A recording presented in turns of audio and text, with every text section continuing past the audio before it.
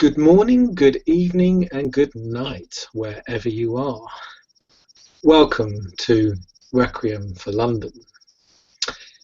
And we place a scene at the ever and exciting Shunt Club, an establishment deep underground. And we are going to describe a scene where certain individuals decide to visit this club for many reasons. And as they proceed to the entrance of the club, they see a large queue, a line of people proceeding to a single door, a door where there's just a long brick wall protecting it. And this is in London Bridge Station, literally right inside the actual station itself. You'll see some bouncers protecting the door, making sure only small amounts of groups of people are allowed in and allowed out. However, the individuals wish to proceed in, they will go into a single room where they pay a fee. It's like £5, £10 fee. And once they've paid their fee, they're allowed in for another door. And as they go through this door, they are presented with a large room full of light candles, nothing to cause fear or tension, but just to put a certain creatures on edge. And as they leave this room off very cautiously, I'd imagine, and proceed further down a very long corridor, your kindred senses instantly pick up. You can smell vitae, you can smell blood, small droplets here and there. The sense that this is a feeding ground. This is an area for kindred, an area where one can feed easily. Many shadowy spots, many dark alleyways and rooms where one can surprise their victim or seduce, whichever manner they see fit. But as they continue further downwards the corridor towards the loud music, the loud thumping music and the sound of laughter, the sound of performance and entertainment, they will bump into a certain few individuals, a couple in fact, and they appear to be dressed as this. They approach you spontaneously out of the shadows, out of the corners of the room. They seem to be all dressed with these masks, these long-nosed masks, and they seem to be wearing these suits and have rolls of rulers and tape measuring devices. And they'll proceed to go up to you spontaneously, measuring you, your waist, your legs. They are mortal, they have heartbeats, and it seems to be they're doing it to everyone there. When you proceed to ask why they're doing this, they say, "Oh, we are tailors. We are making your suit for your funeral." And they're very vague and very creepy. Many of the other customers and clients in the club find this quite amusing, quite funny as a part of the show. But there's a sense of insidiousness, a sense of horror to this that you're not quite sure. But then they proceed to give you your measurements and a ticket for a suit or some clothing, and they offer it to you.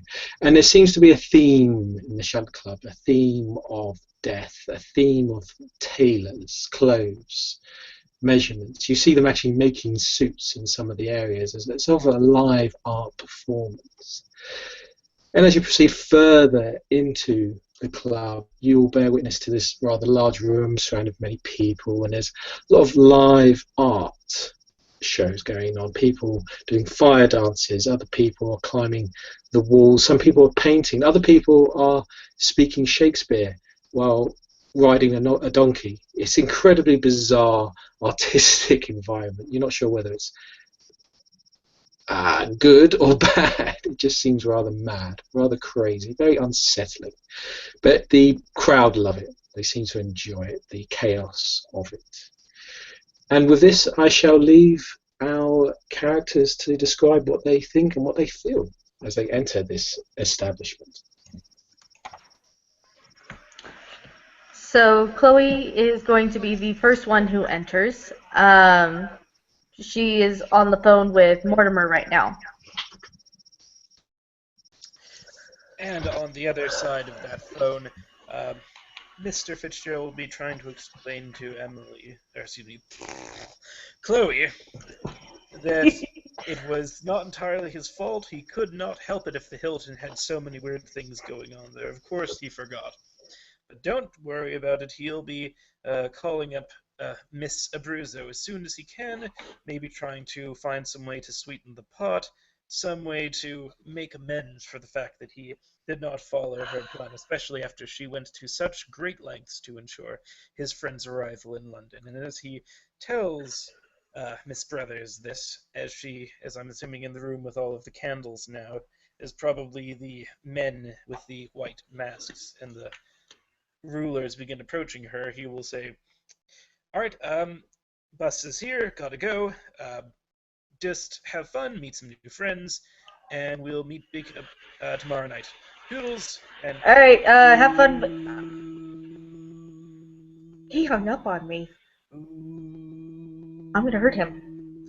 And then the guy's approach is just like, oh, okay, we're measuring me. Alrighty then. Okay. And she'll ask, why are we measuring me? I'm pretty sure my pants still fit right. Uh,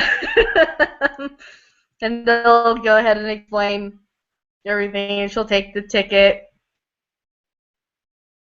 and continue forward. And she's just glancing around everywhere. She's a foreigner. She's not used to Boston or New Orleans to have any sort of luxury like this, even for something that's in the underground. And she will just continue forward into the main hall.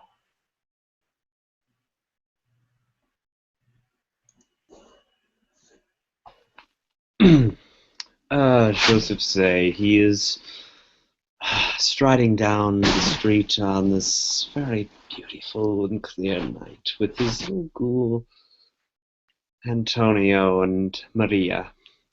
They have been looking around trying to find a little cemetery to apply their resume at, and he's decided on this night he's going to need to find more kindred in the city, more people that of his blood. He's decided, I've heard about a shunt club, all these tales about it having strange things go on there, all these artistic things, and they've piqued his interest heavily. He gets there relatively quickly on foot, but he leaves his two ghouls in the line as he simply walks directly past the bouncer, him or no one else seemed to pay any mind to him, and he just goes into here until he finally makes it towards the men in the white masks, as they do notice him this time, and as they're measuring him, he knows immediately what they're doing, and he recites to them his height, his waist size, and all the information they need to know about for his measurements. They probably look at him very oddly as he recites this, and but they continue to measure him, and to their astonishment, they just same size, same waist size, same height, everything he recited. And they just look up at him and say, "How did you do that?" Because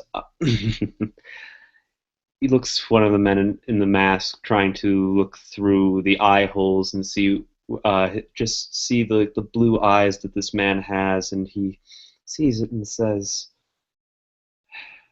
"Because I know when I'm going to die, sir." And he continues to walk past them. Probably Antonio and Maria are still in the line at this point, and he's just looking around at all the people in here, at the music that is playing, and he feels at home for the first time in many, many years.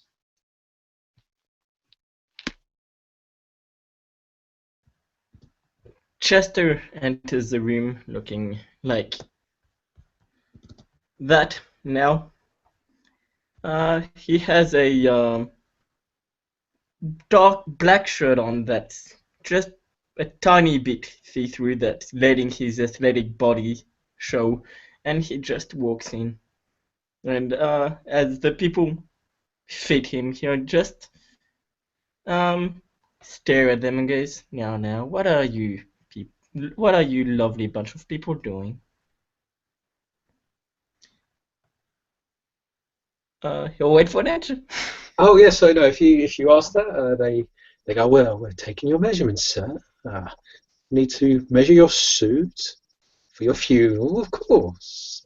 They're deliberately putting on this very creepy voice. They all seem to be speaking in a line with each other. And again, they're not kindred. They appear to be mortal.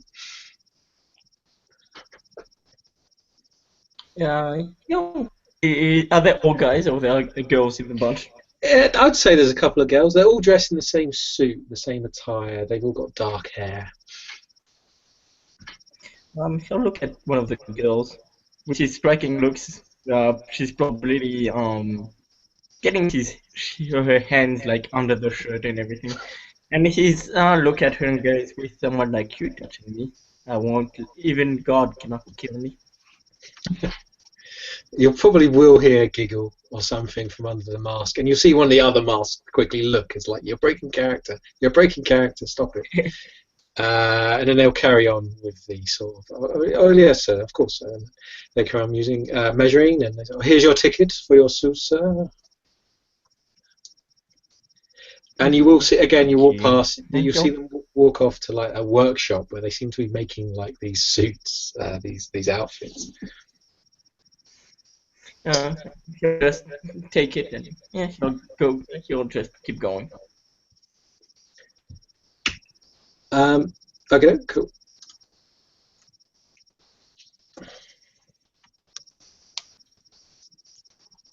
And the last one to enter is going to be a rather, not grungy, but somebody who looks like he's used to being on the streets. Can't exactly remember my description of him before, so I'm not going to go too much into the details. But I think he had like brown hair or something like that. But he is going to just be in normal attire for somebody who's going to be going to a club. Like maybe not the most fanciest suit, since he doesn't probably own the most fanciest of suits, but something very casual, something that would be appropriate as he waits in line, and after finally paying the bouncer and walking into the room with the candles, he will see the flames, and he's still not used to his condition. He will sort of make a great breath away from them as something inside of him stirs, like a room filled with knives all pointing at you, just waiting to fly. He's also getting used to the more vocal impulses that go through him now. He has not been a kindred, true kindred, for all that long, and his sire has put a lot of faith in him to behave himself on one of his first outings since his embrace. As the people with the suits and the masks come up, he will sort of raise an eyebrow and sort of say, "Oh, you gotta be kidding me. What the heck is this crap?" Oh, why, sir, we're measuring your suit for your funeral. If you hold still, it will only take a second. He's going to force himself to sigh. This is him also getting used to using the tricks of his condition, the blush of health, the breath, the heat, the heartbeat, the blinking, as he just sort of grumpily looks around as he thinks that this is a bunch of weirdos doing this. But again, he has run into a lot of weirdos since he came to London so many years ago. While it is not surprising, it is definitely frustrating. But deep down somewhere, he is happy to see that these mortals can be so excited about their art, even if he does not understand it at all. And as soon as they're done with the measurements, he will just not even wait to answer them. He'll just walk straight down the corridor and into the club proper.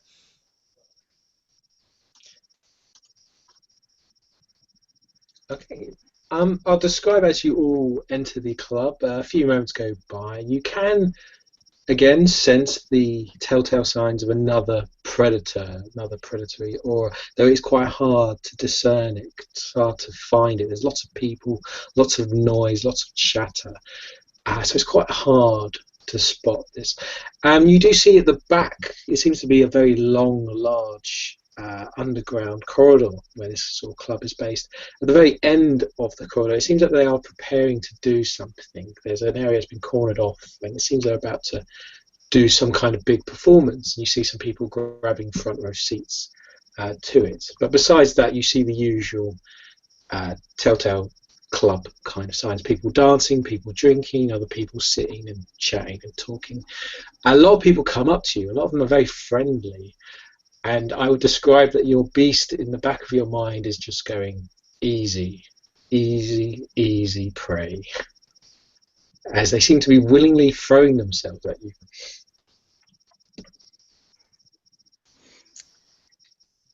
For Jack, as Okay. it was, this is very tempting, but he's here on a mission, so he will just do his best to smile. He's used to smiling in public, to at least pretending to get along with others, but he will head towards the bar because that's where he was told by his sire to go to find the person he came here to find. But as for the others, Well, as Zay sees this and as he hears this in the back of his head, well, he he's very he is using blush of health, I would say, and let's just say whenever a woman gets very close to him as they're throwing themselves kind of violently at him, or however it was said, he gets just a bit excited, but he quickly gets out of this crowd and also heads toward the bar just to get a big drink because he really needs it at this point.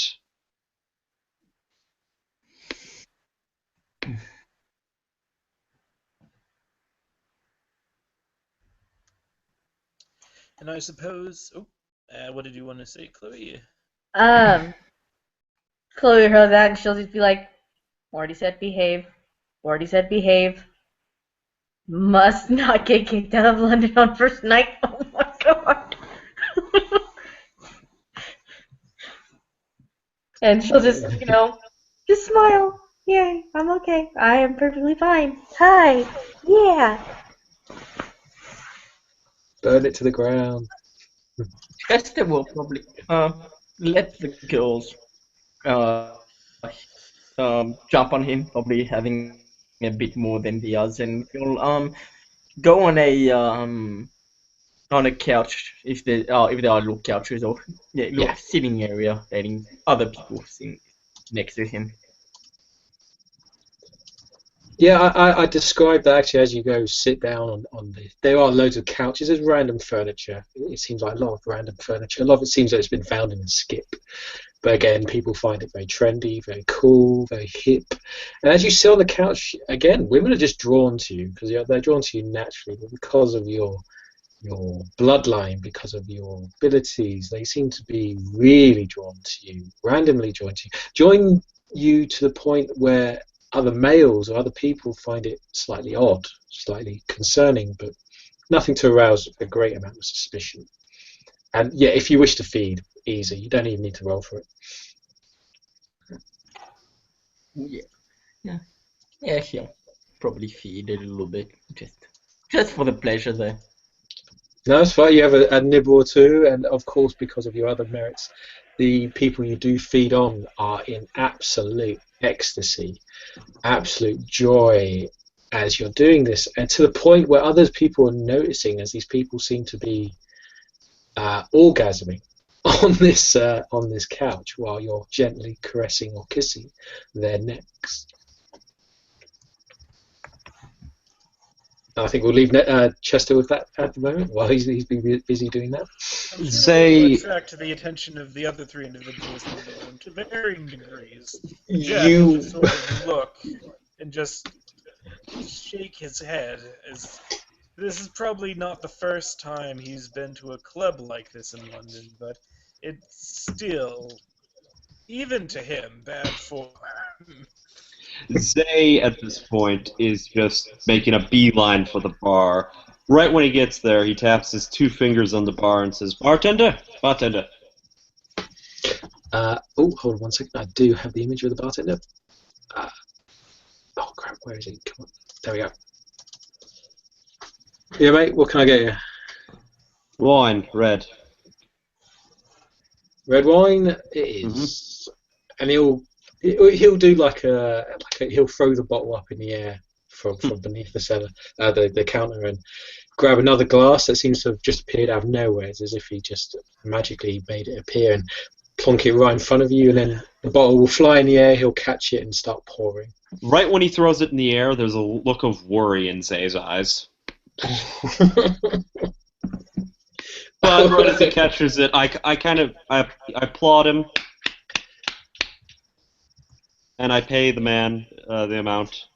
Oh yeah, it's quite a bit. It's quite an expensive amount, but there is a tip jar as well. There's also a very large tip jar that a lot of people seem to be piling coins into. Put a tenner in there for him. Oh wow, you rich person. Actually, I will have to ask, how much resources do you have? You have at least one. It's 2, but I kind of took money from my ghoul. Okay, that's fine. That's fine. I'm kind of a dick. You do have retainers, so that's fine. You do have some extra cash to burn, so it's fine. So the bartender will take note of that. And he'll look at you and nod, and then carry on to serve the other customers. Casually drinking my wine, just looking around, smiling happily, as Antonio and Maria are just getting in, and I see them getting measured and kind of being creeped out. I am actually kind of staring at Antonio intently because of what happened when I met Mr. Hill. I am making sure he isn't reaching for his coat pocket.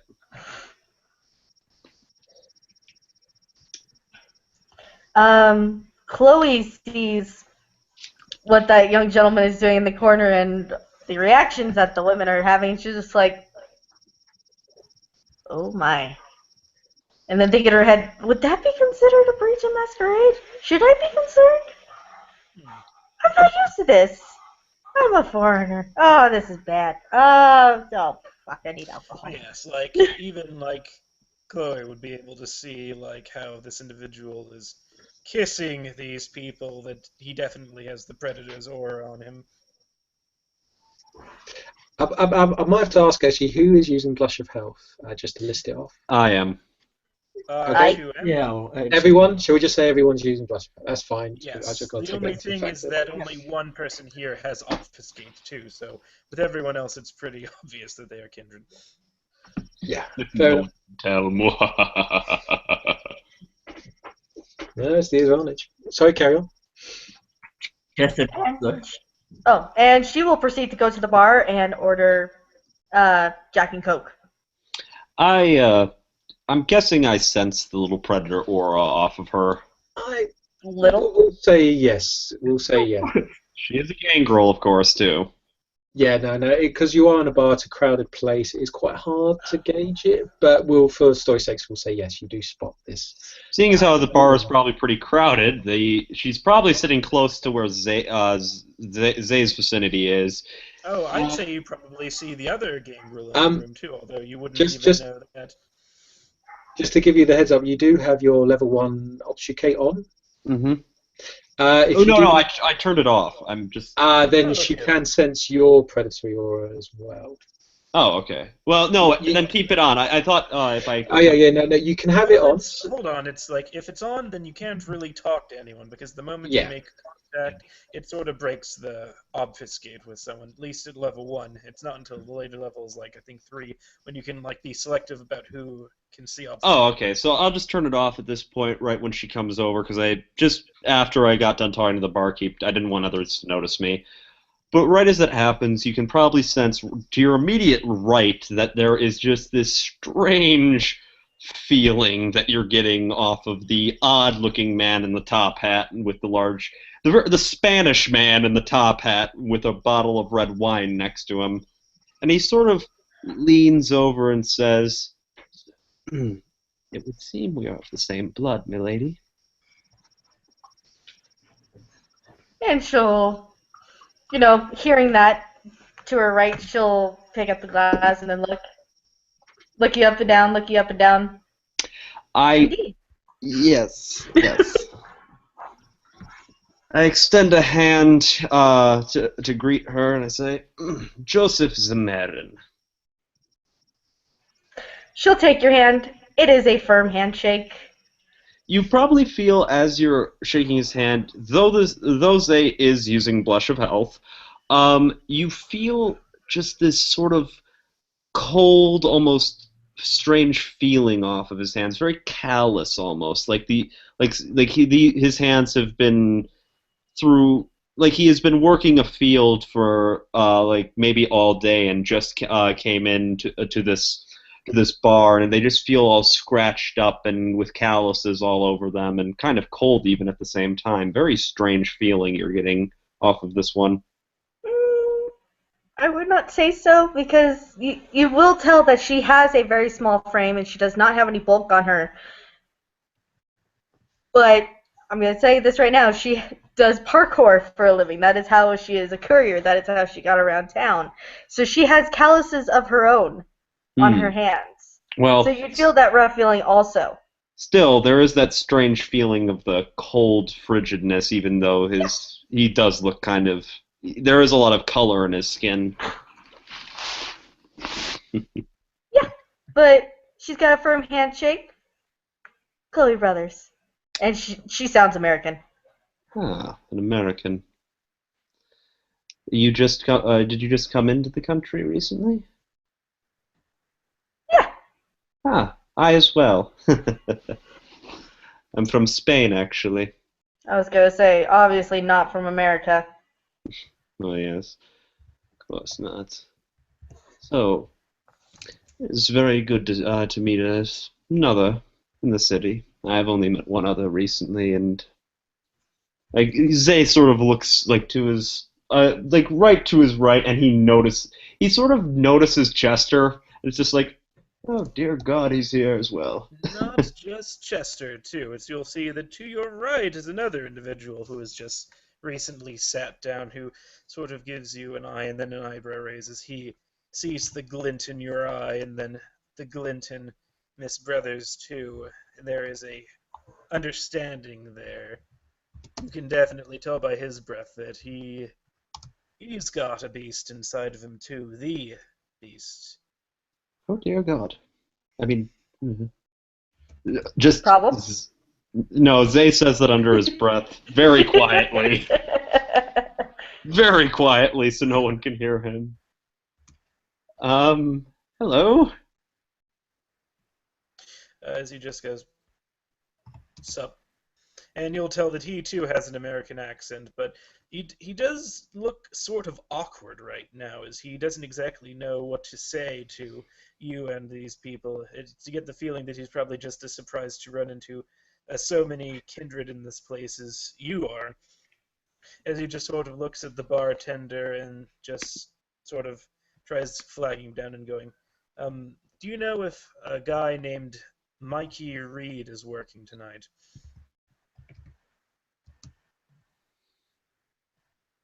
So you're speaking to the bartender about this. So Yes. yes, he will look to you and go, as you say the name Mikey, because he realizes who that is, and he's a rather important individual tied to the boss, and we don't really speak of the boss to the customers. So he'll go, yeah, I know Mikey Reed. What's it to you, mate?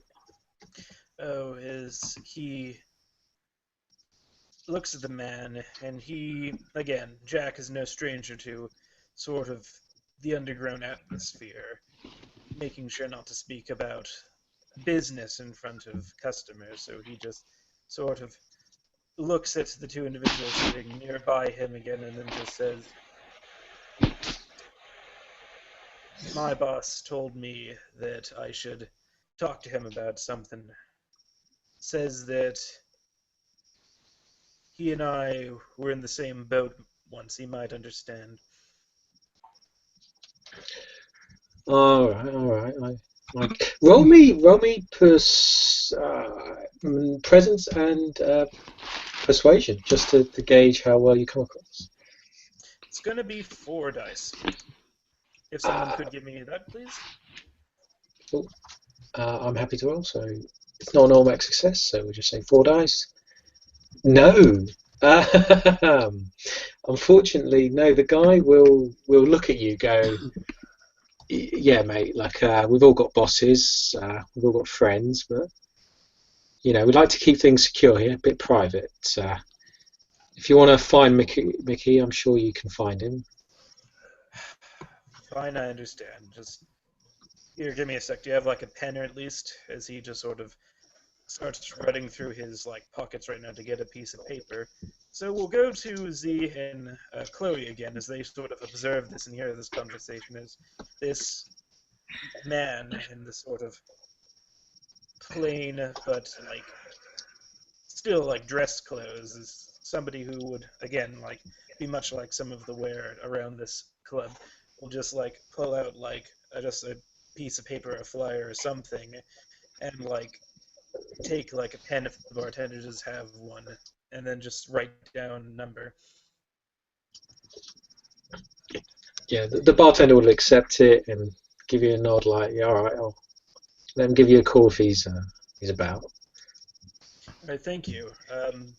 While I'm here, though, give me like a beer or something. Beer coming up, mate?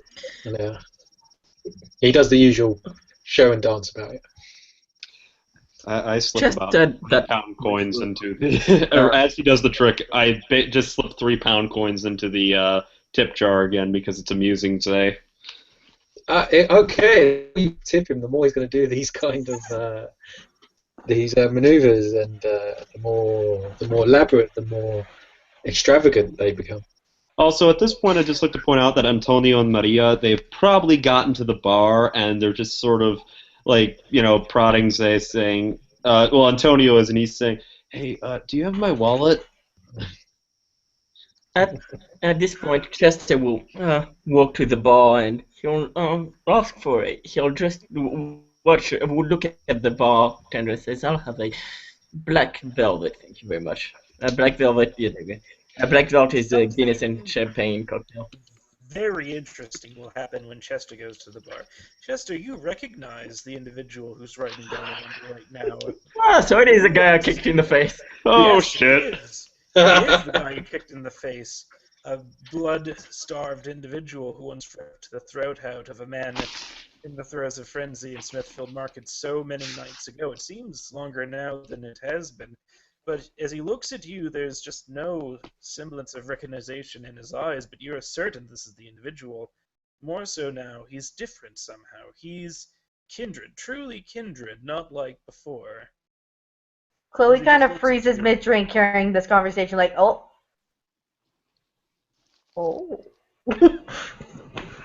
Sorry. Zay is basically pushing Antonio away from him as he's leaning in towards this. Again, this is just what I haven't Chester. talked yet. Yeah. What? Chester hasn't mentioned kicking the guy in the face yet. So, well, he's not going to, I think. And he'll just watch the man and smile, and we'll ignore him for now.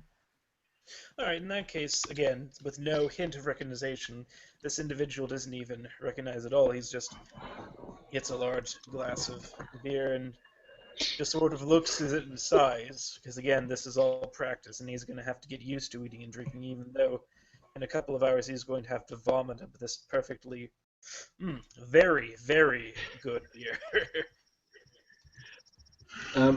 I would say the bartender, as he serves Chester his drink, he kind of does it quickly. He does it very efficiently, and he goes, "This one's on the house, boss. Yeah." Thank you very much. As interesting enough, this individual who you recognize will go, boss. As he'll then turn his attention to Chester, and again, sorry, Chloe and Z, he'll just say, do you know a man named Mike Reed? I don't think Chester actually got his name. Oh, that is did he get Uh, that? we'll say for yes, you did. You overheard his name. Yeah, the bunny probably told him. The bunny would have told him, saying that you would have heard from all the rumor mill and Carthy and stuff that there is a new individual called Michael Reed under the wing of the bunny. He'll smile at the man and goes, but having wallet troubles, are you? As he just sort of puts his head into his wallet, he'll feel his wallet. He'll also feel like something his sire gave him, a rosary beads, but he will just sort of let those in his wallet as he's not ready to accept the faith that his sire is trying to instill upon him, as he will just sort of shake his head and go, "No, nothing like that. I was just told that I should talk to this guy. I have some questions about things that have been happening to me recently, and I And was he'll said say, that he might have answers." yeah, I've met the man. He doesn't seem to be here tonight. I don't know where he is. But when you do meet him, do keep an eye on your wallet. He has a bit of his hands seem to be running all over the place. All right, thanks for the warning. As Antonio probably hears that, he'll say, "Yeah, and it seems that I'm having trouble with my wallet too. Come on, Zay, give it back." And Zay just sort of pulls it out and just hands it back to him. And Antonio's like sort of looking through it. I'm missing $13 here. What did you do? Nothing. As Jack will laugh at as his mood actually does increase a lot and says, "That's pretty funny. Name's Jack. It's nice to meet y'all." As he'll just sort of nod at the lady at the bar also. She'll raise her glass to you. Cheers. Chester, Joseph raises his. Name's Joseph Zamarin. Pleasure to meet you. Takes a Chester, big gulp. Chester will turn and goes, Joseph, it is good to see you. And he'll raise his glass, and then he'll raise a glass to, the woman behind them. So, women, so to the ghoul and to Chloe. Maria sort of smiles upon seeing you. Because and she's about, I would say, about like 25, 26 years old. Very very beautiful. Zay just sort of looks over to you and oh yes, Mr. Hill. I met you at the wine bar. Remember? I like the new look. Very nice. Thank you. And he'll say, yeah, I didn't meet your other friend. Oh yes, this is Maria. Introduce yourself. And she just sort of very formally introduces herself. She sort of bows her head, sort of like Antonio did. But she smiles kind of seductively at you, I would say. And he'll smile at her and goes, you are very lucky to have such a beautiful woman at your side. And then he'll look at Chloe and he'll say, and you are, my dear? Chloe. And he'll smile and goes, I am Chester. Pleasure. And she'll take another drink. Big drink this time. As he just sort of looks at this gathering, and he realizes that there are a total of 4 kindred here besides himself, and he sees an opportunity because he is new to the city, and just sort of looks to these gentleman and lady and says, "Do you mind if we could actually talk someplace a little bit quiet? I'm sure there's some sort of nook and cranny around here." Oh, I'm fine with that. He'll say, actually, what happens to the tea party room when there's no tea party? Is it just closed or is it like open as a normal private area? Funny as you say that, the tea party room is open. I'm actually asking that out of character. Oh, sorry, you're asking our character. Sorry, carry on. So is it open or is it Oh, closed? funny enough, as you kind of, as you turn to the barman to ask you a question, he's disappeared, gone. None of you noticed it. None of you seem to spot it, which is odd. You didn't hear him leave, but then again, it's quite loud, it's quite busy, it's quite noisy. But he seems to have just sort of vanished. Joseph raises an eyebrow at this immediately, and sort of, he literally looks behind the bar to see if he like ducked down or something. Yeah, you do that. There are other bar staff, but they're at the other ends. They seem to be like 4 bar staff. They all have their own little section. But yeah, he's not there. He's completely disappeared, as if he's sort of suddenly vanished. Is there anything down there, like a trap door or something? No, complete brick, stone floor. Nothing there. Nothing of. Probably a cricket bat for security reasons. No, but as you lean over, one of the other staff will give you a glance, like, "Hey, buddy, get off that," you know. Sorry about that. I thought I dropped my keys. He will just murmur to himself, "Now that's not very nice, Mr. Bunny." Mr. What? What? Says Jack, a little confused. He'll just guess the bunny has something to do with that, I'm sure. No, wait, no. What? The what? Who the? The hell are you talking about? Are you on drugs, sir? Don't. I kind of sniff the air. Is that what I smell? He'll say, "Oh my, none of you have met the bunny yet." Oh, you got. I'm going to stop you right there. I don't do artsy crap. I do. No, Okay. good Jack. I think we are in the same boat. She's gonna take out her phone really quick and text Morty. I'm giving you my location right now. Things are getting a little tricky right now. Unfortunately, because you're quite far down, the club does go further down the corridor. There is no reception down here. Fuck! Oh shit. Message could not be sent. You may suddenly get the feeling of perhaps this place is too good a place to feed, to eat, and what kind of predators lay down here. She'll see the no service bar and just kind of put her phone away slowly. Shit.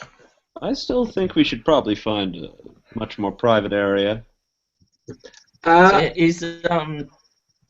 what happens to the body room as where you're all there's no speaking, as you're speaking, suddenly the bartender just appears out of nowhere, as if you've just sort of turned at your guys. He's just come out of the corner of your eye.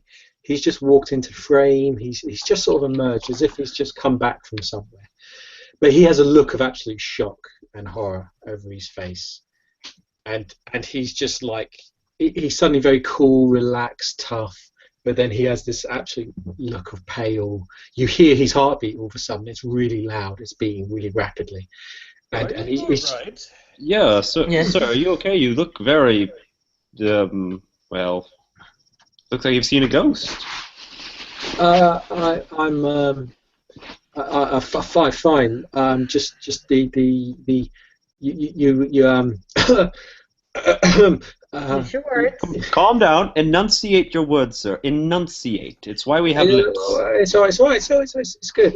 You was talking about a private place. Yeah. There's a room where you can go. Just literally go down the corridor and take a left. And he kind of gestures towards the back staff area.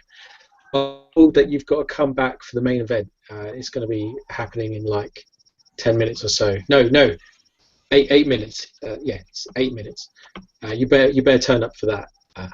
Actually, he'll give a rough time. Take your time. Don't feel rushed about it. All right, sir. He seems- Calm down. Have a drink. Calm yourself. Damn it. Actually, as soon as you say that, he does start pouring himself a few drinks and shots and starts nicking them back. Get some Seagrams in you and just calm down. You're not going to lose your job over a few shots of Seagrams. Yeah. As Jack That's just sort of downs his own beer as this is starting to get a little too intense. Like, this is reminding him of bad, like, deals in the underground. Like, I look at the bartender red and flags are starting to pop up right I now. just say to him, I hold up the wine bottle. Listen, how much for the rest of the bottle? Oh, you can have it, mate. Have it. Take it. Take it. Does anyone want anything else? It's all in the house. Oh, Well, Top me off Jester on Jack. will say I'll have a bottle of champagne. Jack, I see what you did there, Emily. Jack, a wits plus. ba-da-da-da-da-da. Actually, he doesn't have empathy, so would it be alright if I roll wits plus subterfuge? Actually, as he's going to try and see if this guy is. I'm not too sure what's going on. trying Is she lying or is she trying to do something? No, she was just saying, can you top because I got a Jack and Coke, so she's like, can you just top me off on Jack? I thought you said champagne. That was a joke thing, but no, it's Nelson Jack is- wanted the champagne. Yeah, Jack is going Oh, to sorry, try and read the bartender. He's looking to see if he's trying to put on like an act for some reason, like somebody. Oh, that would who's, be empathy. It would be empathy. Oh, darn it. Okay, so that's going to be just a single Wits and dice, not a empathy. chance die, but a single die. Actually, you know what? I think Jack is going to spend a point of willpower on this since he recently Oh, wow. got some more willpower because he, unbeknownst to the party knows, he spent the last month staked and in torpor, so... Yeah, he built up will. So you get the 1 dice, and then you plus an additional 3, but you are -1 to willpower. Alright, so... Actually, I have So it's 4 dice. 2, so it's 5 minus 1, so 4 dice. 4 dice. Okie doke. Yes. Oh, wow. Oh Got my! a few there. Come Maybe on, an 10. exceptional? No. You got to play that. He's genuine. You get the sense of fear, the sense of panic, the sense of someone's just like a naughty child trying to appease his parent. And he seems genuine when he says like, yeah, it's on the house, or whatever you want. And as he finished his own, he'll just say, "I think 1's enough for me. I got work." And then he catches himself from saying tomorrow night, but he says in the morning instead. Actually, scratch a bottle. Scratch a bottle of champagne. Chester will say, "I'll have another black velvet." Thank you. Yeah, sure, man. Whatever you want, you can have both. Just take it. Guess I'll just have the black velvet. I don't want to get myself too drunk. Yeah, right. He literally starts putting drinks on the table very quickly. He doesn't do any fancy stuff. He literally just dumps the bottles and the drinks and things and bits and bobs on the table for you to take. I just take like the whole wine bottle basically at this point. Yeah, it's totally fine. Just yeah. Chester will I give a bit to Maria and Antonio. Oh, okay, yeah, that's fine. Yeah. Oh yeah, he'll serve him drinks, them 2 drinks as well.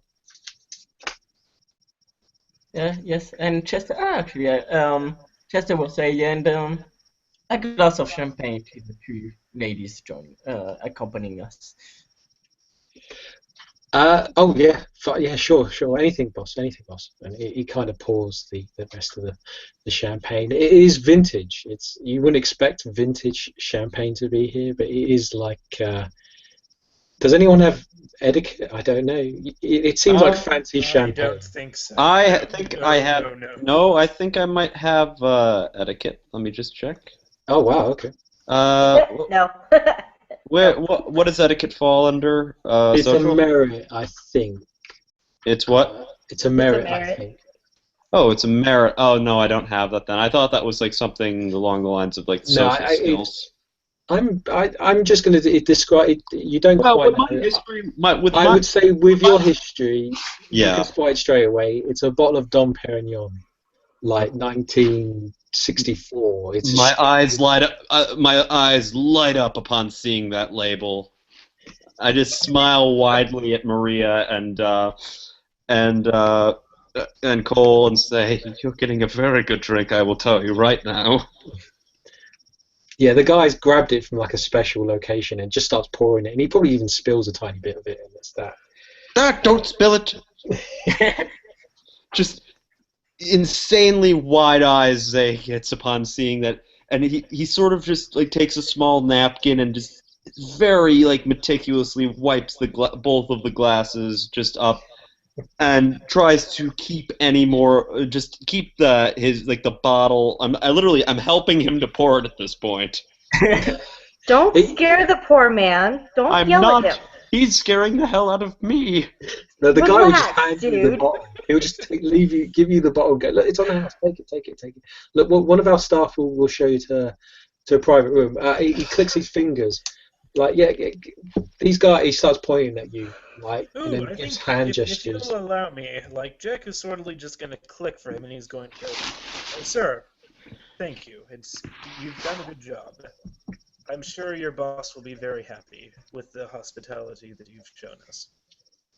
Thank you again. And I grab another. I basically force a $5 out of Antonio's wallet and like shove it in his hands. Not even in the tip jar.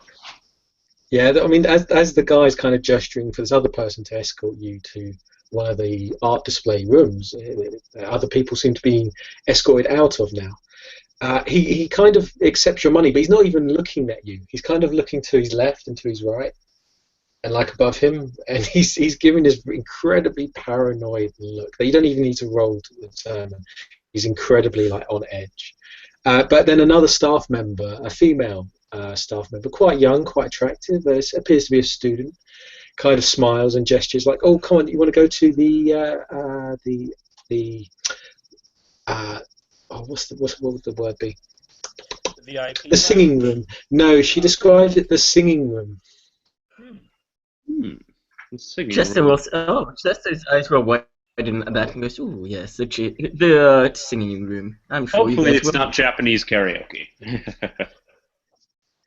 He'll say, "Oh no, it's not. This room is not called the singing room because of karaoke. But I'll let the surprise." I get up and just start following whoever it is to the room, and as I do this, I am just staring at the label on the bottle, just wide-eyed and happy. As Maria is drinking it, I'm just sort of telling her, like, you know, how good like this is, how amazing that we're able to get this for free. I would describe it to your character that because, yes, you can drink wine, you can taste wine, but it doesn't satisfy. It doesn't give you that same feeling as it did in your mortal days. And you know for a fact that you'd have loved to drink this or even taste a sip of this while alive. But now that you are undead, you will not get that satisfaction. Does he even want to try it? He will, but at the same time, he knows for a fact that if he can get Maria drunk on this shit, That's a very good point. That's a good point, yes. He'll feel that ecstasy once more. So he is sort of, instead of himself, he only takes a tiny droplet of it, and the rest of it he just keeps. Whenever Maria is halfway done with her glass, he just sort of nonchalantly pours in just a bit more. Oh yes, I would instantly describe that, you know, from previous beverages and drinks that, yes, depending on the type of drink, it will alter the flavour of Vitae. It will make the Vitae finer, more seductive. Say he's a bit of a connoisseur. You've never had Don Perignon's Vitae before, so this will be a very interesting experience for you.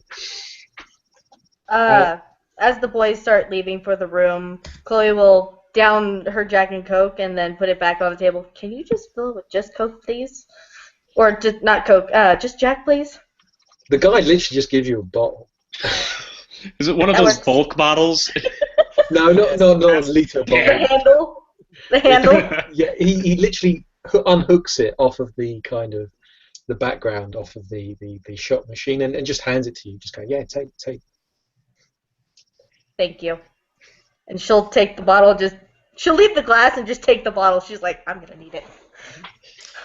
At this point, Jack, seeing again is that what his sire said is true. Like the IPA doesn't have the same taste as it used to. The kick is dull and dimmed, like drinking it through cotton. But at the same time, he's more interested in like just sort of what he's stumbled upon right now. This seems like a very well-tuned operation. Like it's all there. Like the nervous servant who doesn't want to like disappoint the boss for fear of retaliation. Like back VIP rooms that like is exclusive for privileged customers. This is all very familiar to him, and he will walk a little bit nervously next to, I guess, Miss Brothers as he follows Chester Hill, Z, and this lady leading them to the singing room. And does Chester follow along? Yeah, I'm just assuming follows. so. I mean, there's a pretty lady leading Okay, them, so There are two pretty ladies, yeah, there are a couple of pretty ladies and leading one the was way. smiling seductively. Funny enough, one of the pretty ladies, the one that's escorting you, of course, seems to know Chester. She gives a nervous blush on her cheeks and a smile and a giggle every now and then, and seems to, even though she's trying to escort you, seems to keep trying to rub up to Chester, as if to, like a dog welcoming its owner. It's that very, very, very primitive pet master sort of relationship, it seems. But you get escorted down another long corridor, and you see other people as if they've been escorted out by a certain staff member, and you're escorted down this long corridor, and you enter this room. And again, Chester, you're familiar with this room. You've been here before. It's the same room as the Alice in Wonderland theme, but this time it's changed. It's different. You just spot these three women, these three individuals who are literally fixated, mesmerized by what's in front of them. One's sort of standing by the table staring at it. The other one's staring off in the distance. The other one's sat down. And they all seem to be just singing this nursery rhyme, this song, over and over and over again.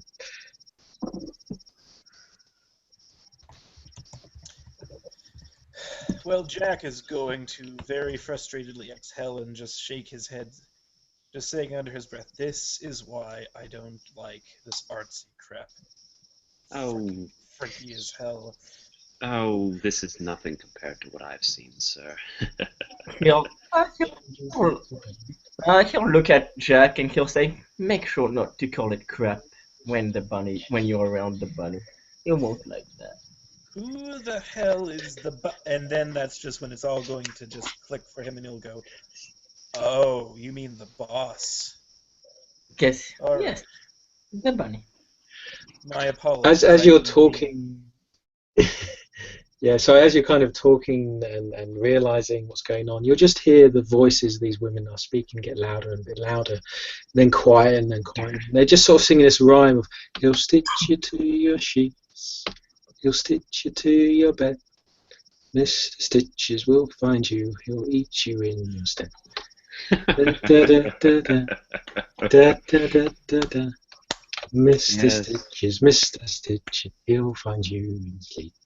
Ashes to ashes, we all fall down and get back up and dance with the ghosts. This will continue on, and as you approach the women, they're not distracted, they're not even looking at you, they don't seem to be aware of you. You can even poke them and push them, and they just don't seem to even move. I begin singing loudly, just ashes to ashes, we all fall down and get back up and dance with the ghosts. Just to see if that annoys them. No, they are literally totally oblivious. Anything you do, they just don't seem to react, don't seem to speak, don't seem to even be aware you're there. They are completely in a zombified state. Well, I can tell we can talk freely without these women noticing us. Chloe walks in, she sees what's going on, cracks open that brand new bottle and takes a big old chug. Oh god. Yeah, you're gonna need that. I scream from across the room. La, la, la, la, la. Chester will sit down on a corner of the table and slide down his hands with one of them having a glass and goes, "Yes, we can speak our mind here.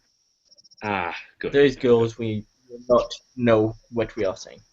Oh, very good. Lord, It's what have I- terrifying in the state they are currently in, but I guess it's better for us. Anyway, it's very nice to meet the two of you, and it's good to see you again, Mr. Hill. You two have met before. It is. That's right. It, You did it is mention something like you. that. I didn't hear any of that because you both talked at the same time. Oops, sorry about that. Go ahead. Oh, as he will just say, "You two know each other?" Oh, that's right. You did mention something like that earlier. Yes, me and Mr. Hill met at a wine bar a few nights ago. Very nice little place. Never been a wine person myself, but whatever you like, man. Growing up in Spain, you just get used to drinking it. It's the only thing I had to keep to. Shit. At that, Chloe's just like, self-service! Checks her phone. Do I have self-service?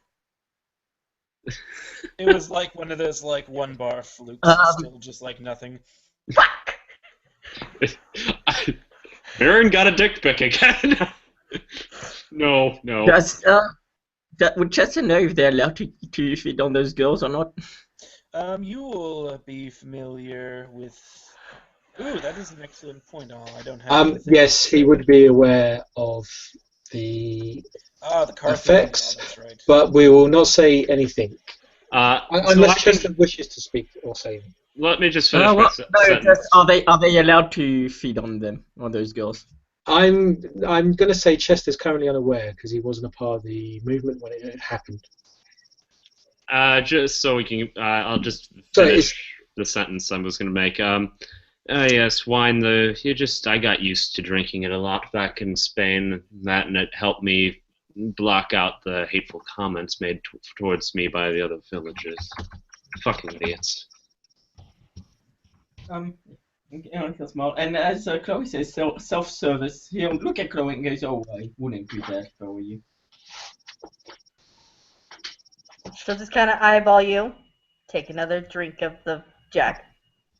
Marin actually pulls out a cigarillo of all things and gets a lighter off of Antonio and begins to start smoking in here. And I say, if you want vitae in a glass, you can always ask for cherry-flavored wine at the bar. Good to know. Jack will look to the three that are gathered and say, well, the reason I pulled you three aside is because you are some of the first like me that I've met besides my sire. And please forgive me for asking, but how long have you three been? Oh, you mean been in the city or all together? Since I think these are nature.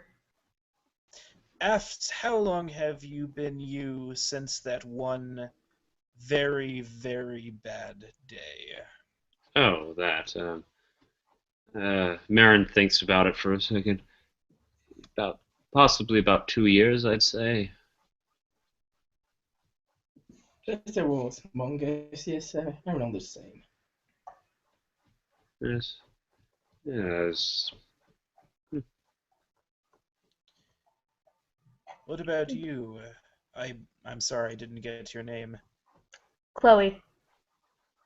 Not too long. It's a very pretty name. Thank you. I'm very. Look, I'm new.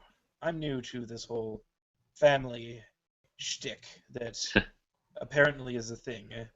Oh,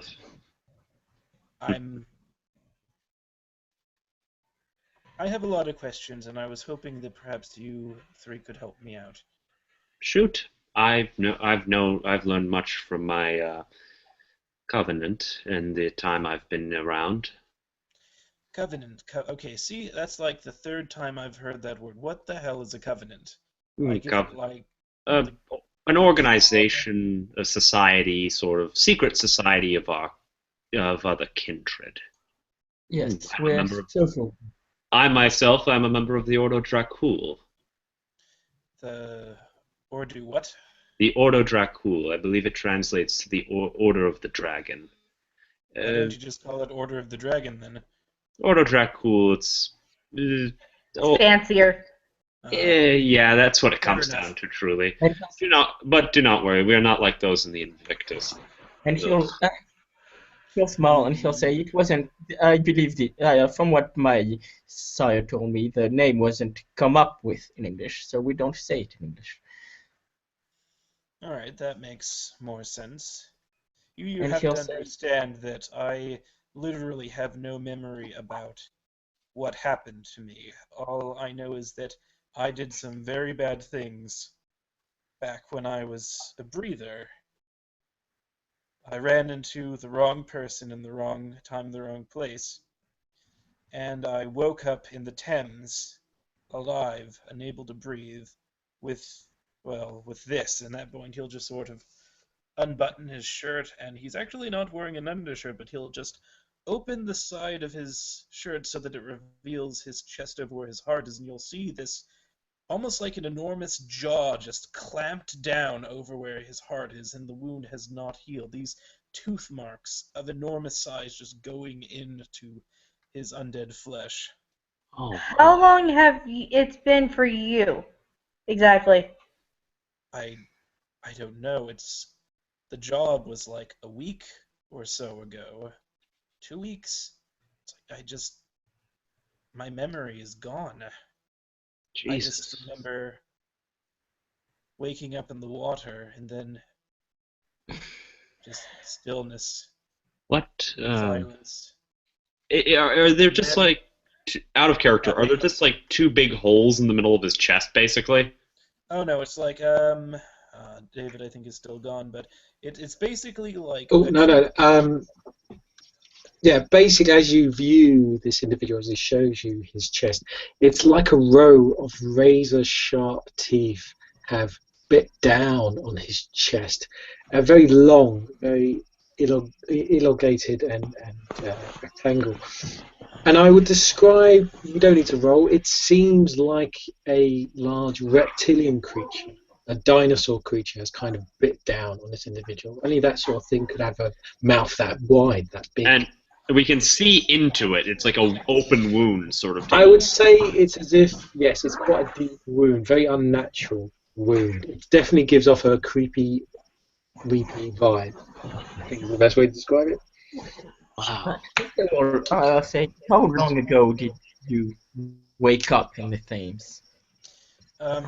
That I'm not entirely sure, because after that it was mostly just darkness, and then I just wake up, and then he almost says where, but then he remembers what his sire said about the importance of keeping it a secret, and says, I just awoke with my sire standing over me, telling me that he had relieved me of the burden of my torment, and that I was free to truly be what he called a kindred. I guess, I mean, we can be frank here. Basically, it's vampire. We're all a bunch of Yes.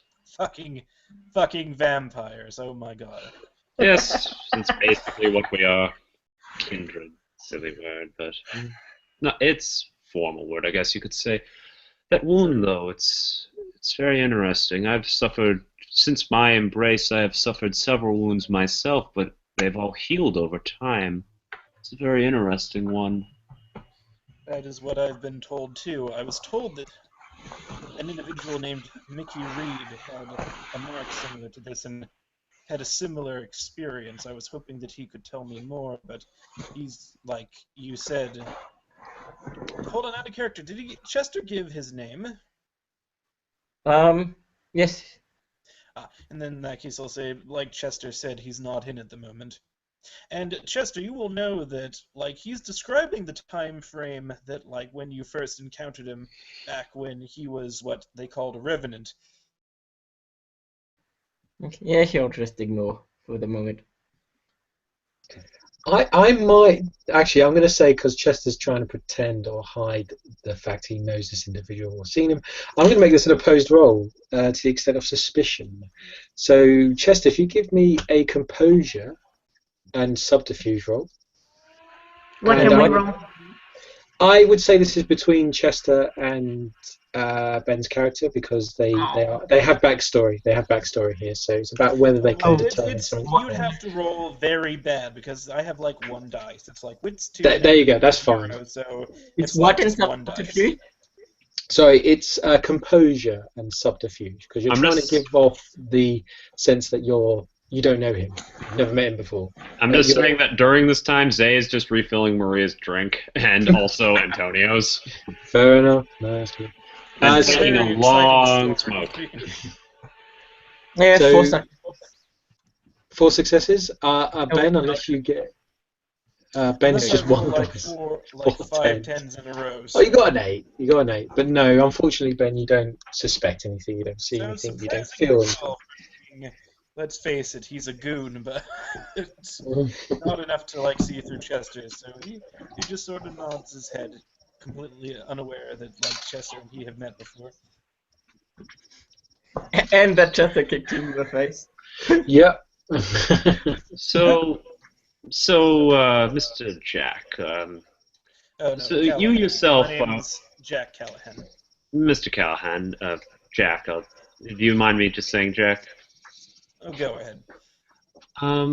So you know very little currently of the things that exist now in our world. So I'm guessing you have never heard of a group known as the Lankaya at Sanctum.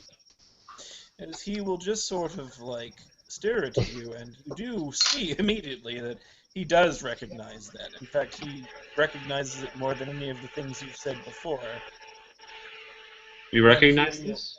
oh yeah, he does, but he doesn't say anything. He just says, "Yeah, I've heard of them before."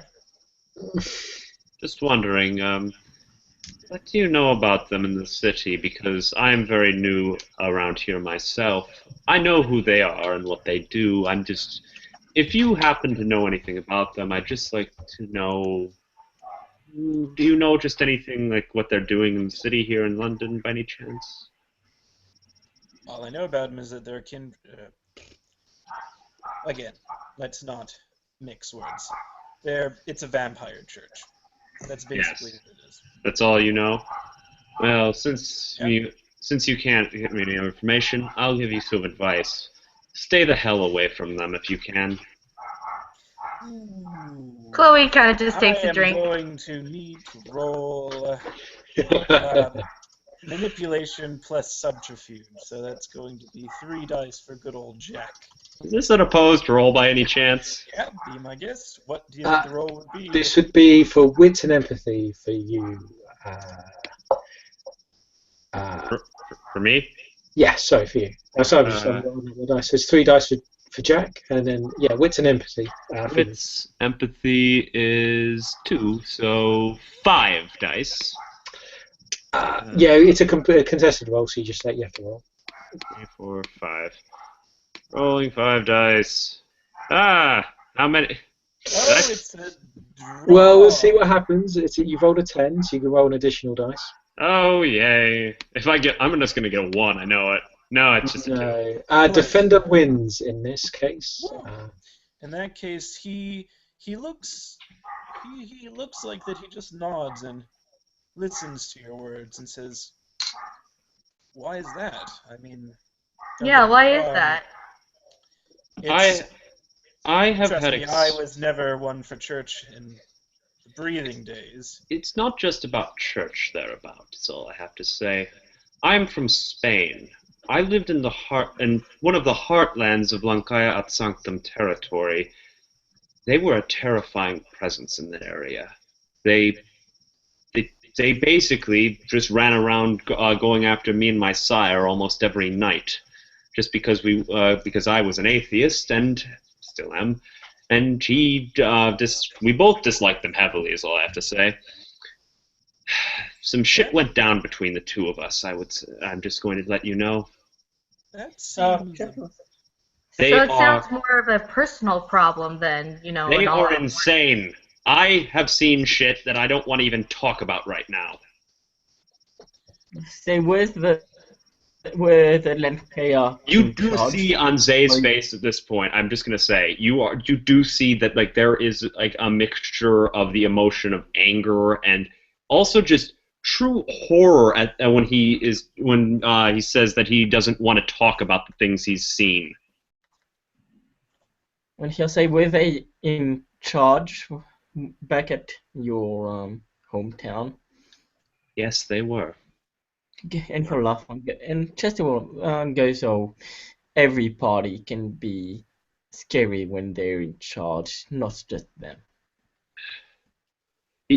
Zay is shuddering. He is literally shuddering. Look, I don't want to mix words. Like, I hear you. I hear ya. But we're all fucking vampires. I mean, And let me tell you this. Back when I was alive, you didn't fuck with the powers that be. Doesn't matter where you were. If you proved to be a hindrance, there was no place for you. That is why you did what you were told, and you behaved, right? Am I right, folks? Yeah. For what it is not, worth, not I in my am. case.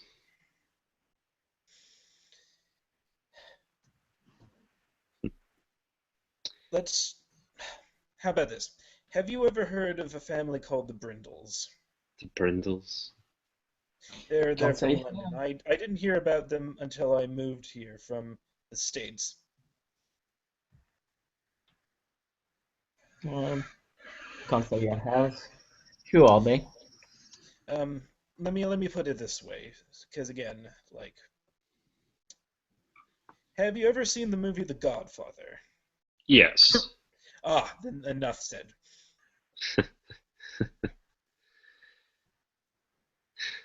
That's it. So the Brindles. That's like what it is? I've been around for 2 years. How long have you been around for? You don't even remember. Zay, easy. Again, just like you said, he's new, so he's still learning about everything. You warned him. And he needs Topic to done. learn. Lankayat Sanctum cut off my sire's own. They cut off his hand, for God's sake. Okay, that was in your hometown.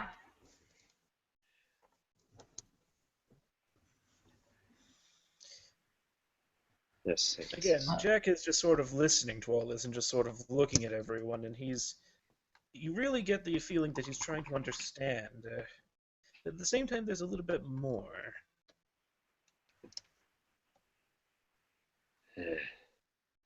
Anyway. But you said you didn't want to talk about it, so you warned him. Topic done. I'm trying to move on now. Okay. Topic done, people, right? Jack, I just would like to know, what clan are you exactly?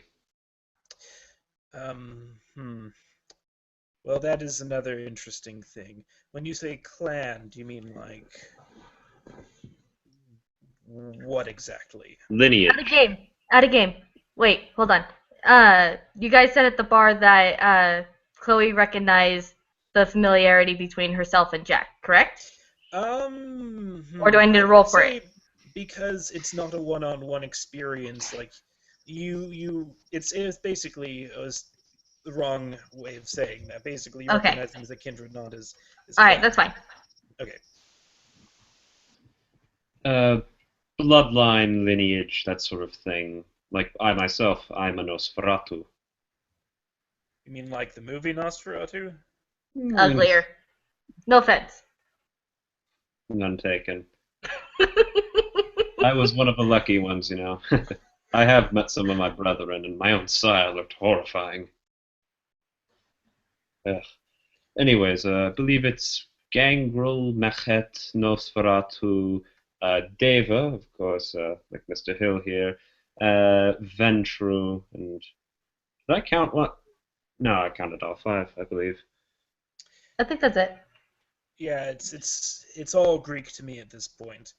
Like, so there's a difference between you and Chester, then? Oh yes, a very big difference actually. We're in a sense the opposite ends of the spectrum. While I may not exude a very horrifying visage, my brethren have most of my brethren do. I'm one of the very few lucky Nosferatu who was not deformed during the embrace. While over on the end of the Deva, I believe it is, I actually don't know much about them. All I know is the sort of... Oh, Mr. Hill, I guess you could explain it better. Here's Mongus, yes, we all have a little weakness to us. The Nosferatu, like Mr. Zay here, give off a bad vibe if they are not just frightfully ugly. And they are the ghosts are. Would they be the spies or would the Mehet be the spies? I'm not sure. Because I guess they can both work as spies. They're the ones who hide and are there without anyone knowing about it. Oh, like I my. think you just confused them some more. What about you, Chloe? Like, where do you fit into this whole weird family, different species thing? Oh, honey, I'm one of the savages. Savage? And you'll Yeah. see that Yes. he recognizes that, and he says, I was called a savage by my sire. Ha! Knew it! Zay laughs a bit at this. Sorry. It's just Sorry. Gangrel. That was yes. You are. That means you are a gangrel. What exactly does that mean as he looks at Miss Brothers? Oscar, stop messing with the sword, Oscar.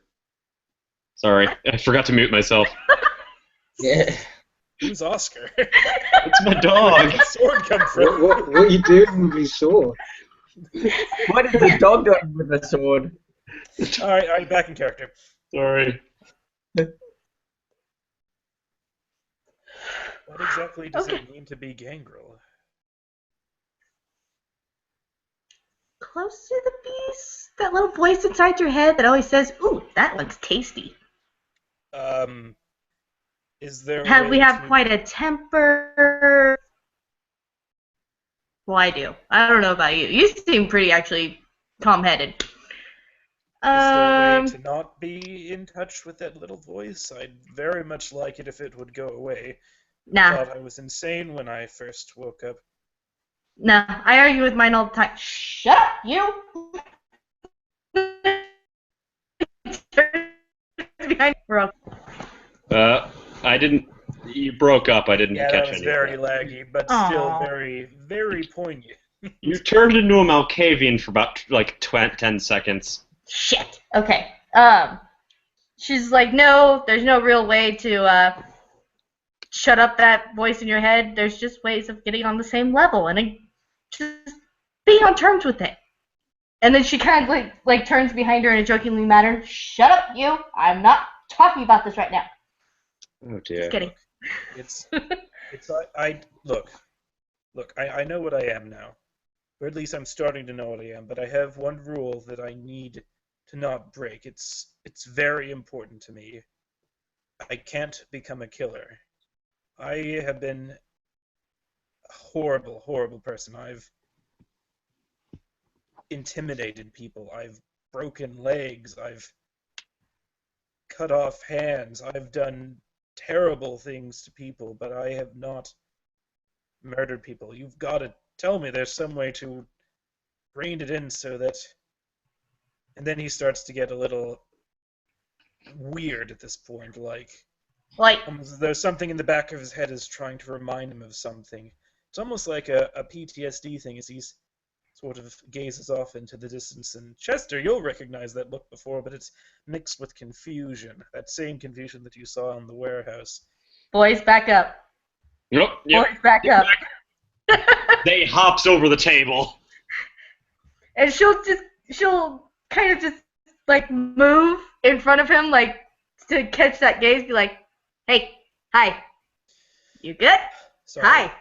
That happens sometimes too. This is why I need to find some way to shut it up. Just Well, have shut it you up. talked to your sire? Yes, but he told me that, well, it was really confusing. He's not the best person to ask questions to. He's usually the one that asks questions and demands answers himself. Well, the student must learn from the master. He's got to teach you.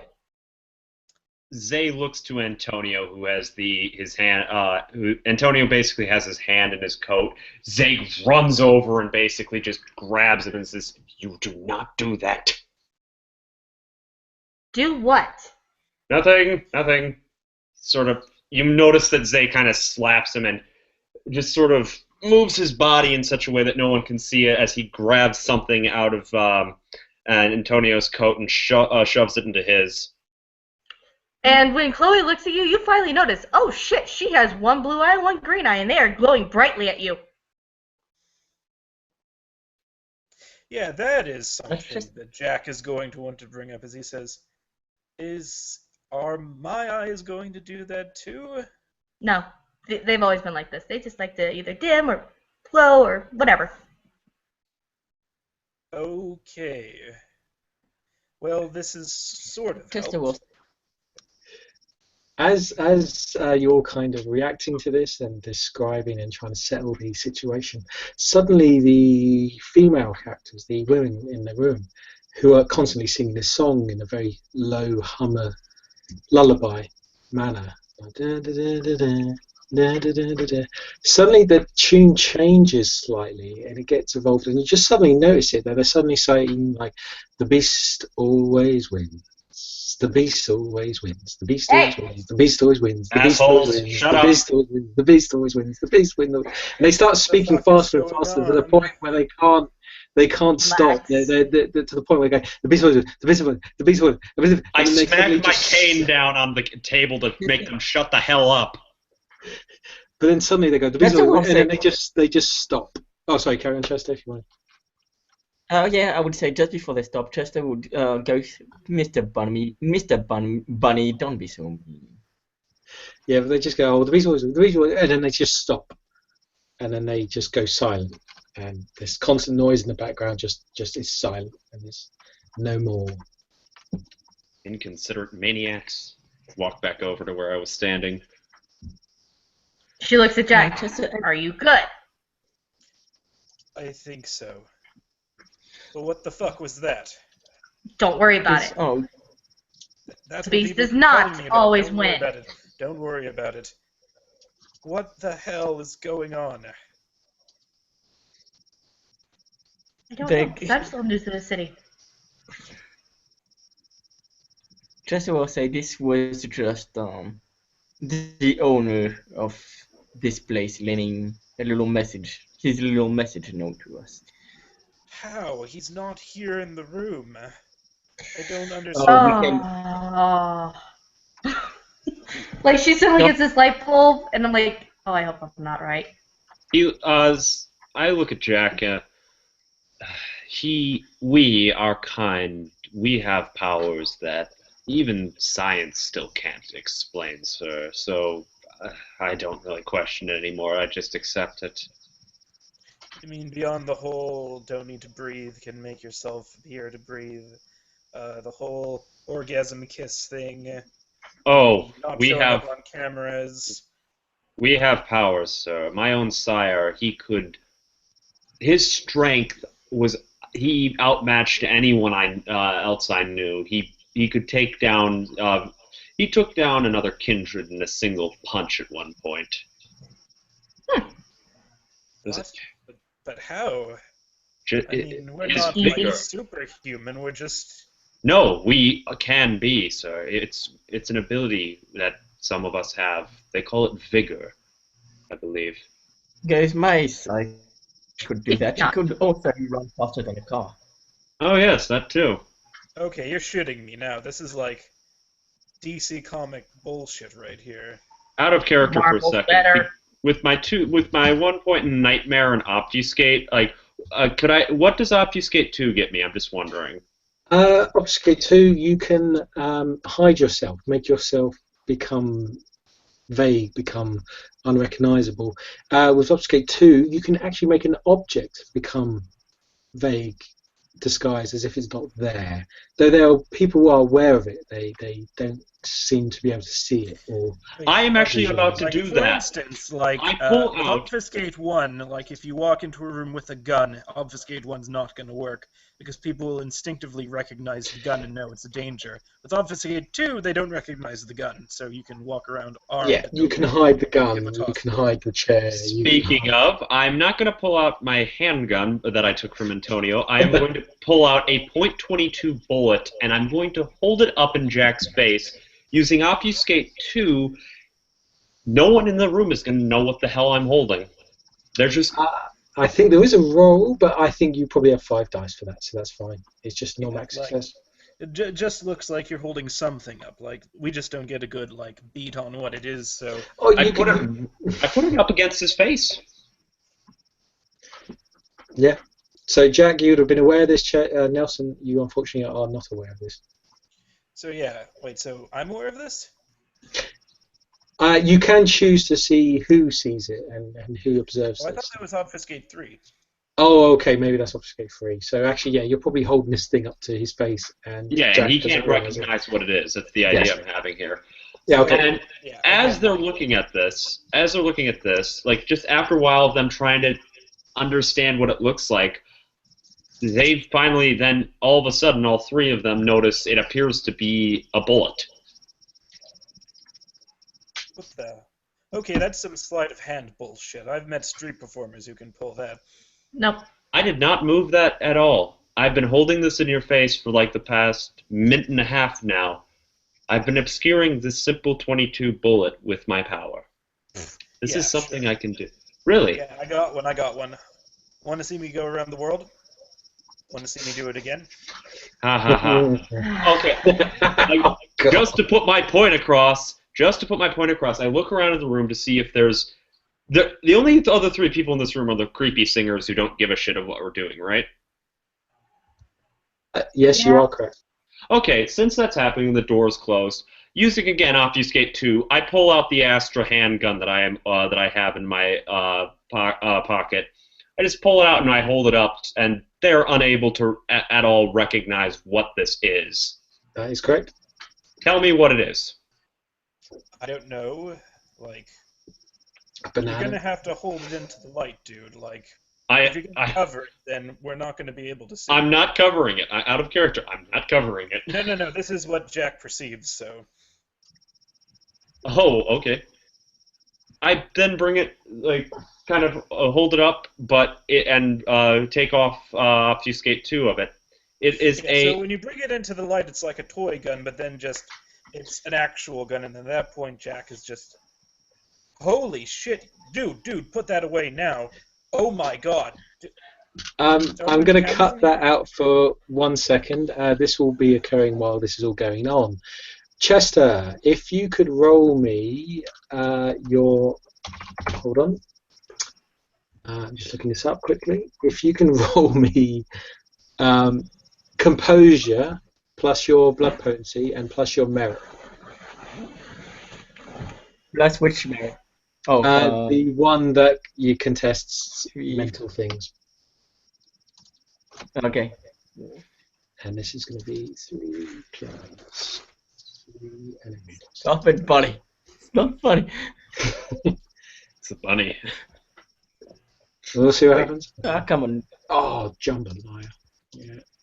Oh, crap. Jambalaya? What? Oh, sweet. Whoa! Oh my god, Chester's... Someone's gonna die! Oh, Two shit. kids gonna die The tonight! closing roll is, Chester, it's your composure plus blood potency plus 2 dice. Oh, no. 2 kids gonna die tonight. Wait. Oh, 6, actually, wait. 3, 4, 5, 6. 6, 7, 8. So I forgot a few dice. Is there a 1 in there? Yeah, Ones don't minus in this, I'm afraid. Only if you do a chance dice do ones considered very bad. Interesting. The catch Just is that, like, 8s, 9s, and 10s are only successes, and the 10 explodes. They only need one success to get a success. So it's harder to get success, but the more dice the better, basically. So yeah, sorry, Chester, it's your composure, blood potency, and then plus 2 dice. Yeah, I rolled. I just got 1 success. Even with the 1 success to minus, it's still an exceptional. So I'm just going to read this for a brief second. 3. Oh, okay, yeah, this is bad. Did Chester just explode for no apparent reason? No, there's no... The vampire has a blood higher than it is. That's a weird one. Okay, so Chester, as this individual's pointing a gun at your head, and then pointing a bullet at your head, and then pointing a gun at your head, suddenly you hear this whisper in the back of your mind, this thought, your own thoughts emerge, and it's just, what the fuck? He's going to kill you. He wants to kill you. He's got a gun to your head. He's going to kill you. They're after you. The Nosferatu are after you. They're trying to kill you. They hate you because of your looks. They hate you because you're beautiful. They're ugly. They're horrid creatures. They're ugly. You need to fight them. You need to kill the Nosferatu. To say, right as those thoughts go into his head, the bullet is in his pocket. The gun is unloaded. I'm just letting you know this. This is a grand delusion. This is his mind is taken over. I know. I'm he just thinks saying. it's a loaded I'm gun. not shooting He thinks them. it's an Uzi. It's an Uzi. It's an Uzi. It's an Uzi. Get your head. Yeah, so especially when Jack's like, whoa, put away the gun. This is England, dude. Like, do you know what'll happen if they catch you with a gun?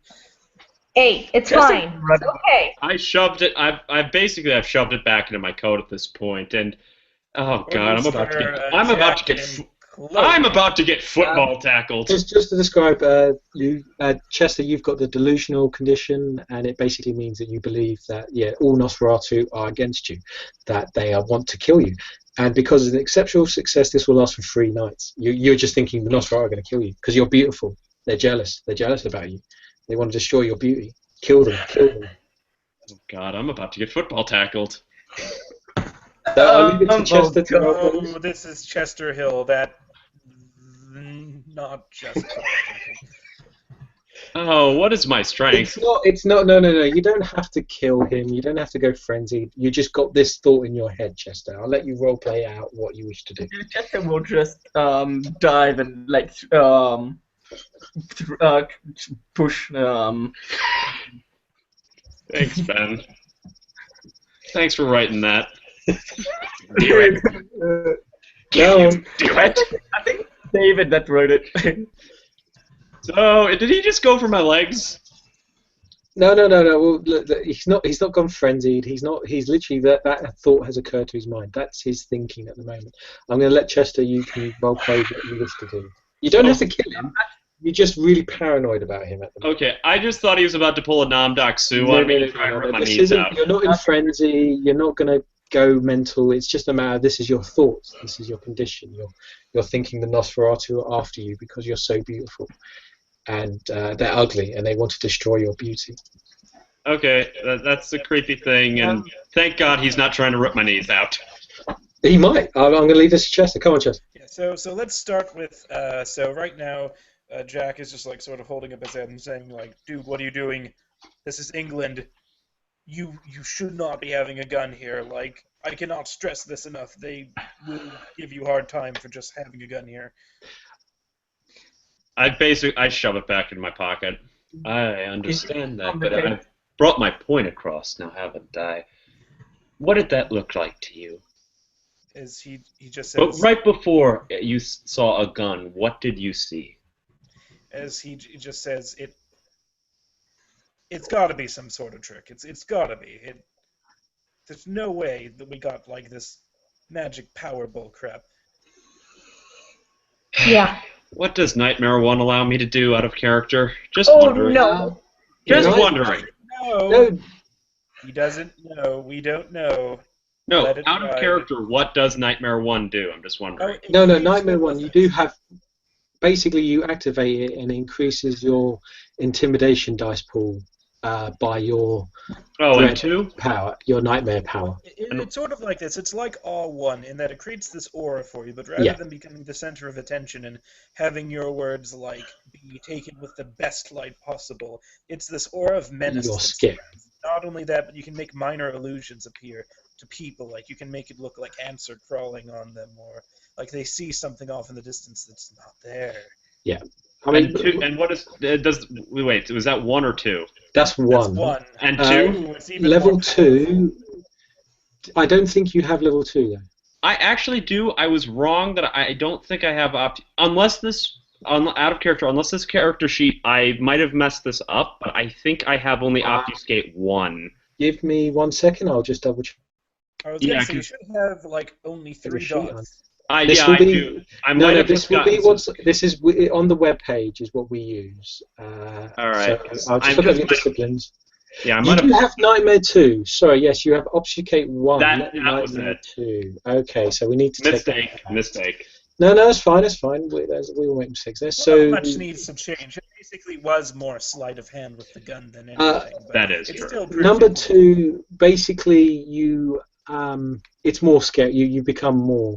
You have to spend a vitae point. It's a contested roll, and if you succeed, the victim gains the frightened condition.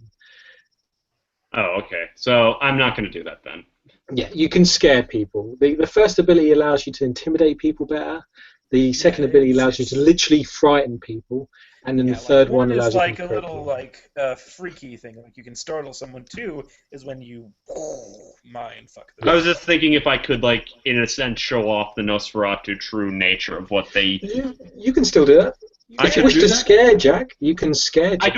I don't exactly want to scare him, but Well, that's Fuck it. You can activate the Dread Presence 1, which will allow you to plus your Nightmare to your Intimidate roll. I don't want to exactly intimidate him. I just want him to see what, like, the Nosferatu. No, you can use intimidation. That's what they do. That is true. That's what they do. They scare. So if you wish to Yeah. show it off, you will scare him. Okay, let's do that then. Mhm. Oh, goody. Is this the level 1 or the level 2 ability you wish to do? Whichever one makes my character look like kind of creepy and monstrous, I would. That would be the level 2. So all it takes is a glance. The vampire magnifies one of his victims' fears. Whatever the case, the victim feels immediately. So basically, it's a composed roll, and you give off the presence of what the victim fears. You give that sense. If he's afraid of cockroaches, you look like a cockroach. If he's afraid of Jack Nicholson, you look like Jack Nicholson.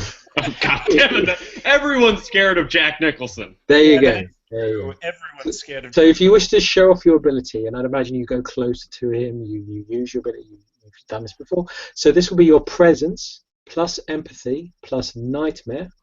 All right, presence is 2 plus empathy. And Jack, you roll composure and blood potency. That's 6 dice. So that's 4 dice for me. 8, 8, possibly a 7. Successes. No, 7s don't count. Not bad, Jack. Oh, gosh. Oh, so close. Nearly. Oh, well, it's a good effort. So this is what Jack fears. Like, he doesn't remember it, but he is deeply traumatized by his time being staked. So what's going to happen is that Zay is going to appear like this, like rigor mortis, just that's in almost like a Cappadocian. Like, the cheeks sink in. Like, his movements become, like, almost robotic, as though, like, he's able to effortlessly move, but it's completely just... stiff. Locked in, like, stiff. Like, this is what he's going to be. It's like... So I look like so basically my guy is wearing funeral clothing as well. I would just like to point that out. Oh boy. He looks like a corpse. Alright, so let me look up the frighten. No, I don't have the right doc up. What does the frighten condition do, and how do you resolve it? I will just look it up. You will be gaining beats and stuff for this. We can resolve it later, but basically frightened means that you are more bestial, and I think you minus dice. Hold on one second. Frightened. You something scared you to the point of losing rational thought. Maybe you just looked down a haunted corridor. Whenever the case, you need to leave right now. Your only priority is get the fuck away from the thing that is frightening you. You can't approach the source of your fear. You can't act against it. If you could go towards the source of fear, you'll collapse to the ground in terror. I'm standing pretty far away from him. Just like it lasts till the end of the scene. And you can suppress the effects with the cost of a willpower point. And resolution is to escape the source of fear. I'm going to sell this. And at this point, Jack sees that. He sees, like, this walking corpse. He now understands what Joseph Zimmern is, what he is now, just a corpse. And that realization, you just see it. Chloe sees it. He just snaps, and you just hear him go, no, please, no, anything but that, no. I take off. Can I take off the power? And then he just screams and runs. He Nope. Oh, bollocks. there, like Chester, Zach what this is. It's right back, a flashback to when you met the bunny for the first time, and those people just running out of the tea party room. He is just gone. He runs past anyone knocking people over, just screaming, "No, no, no, no, please, no!" And then he just runs Son of beeline out of there. God These damn it. horrible, horrible Nosferatu who hate you because you're beautiful. Jack out.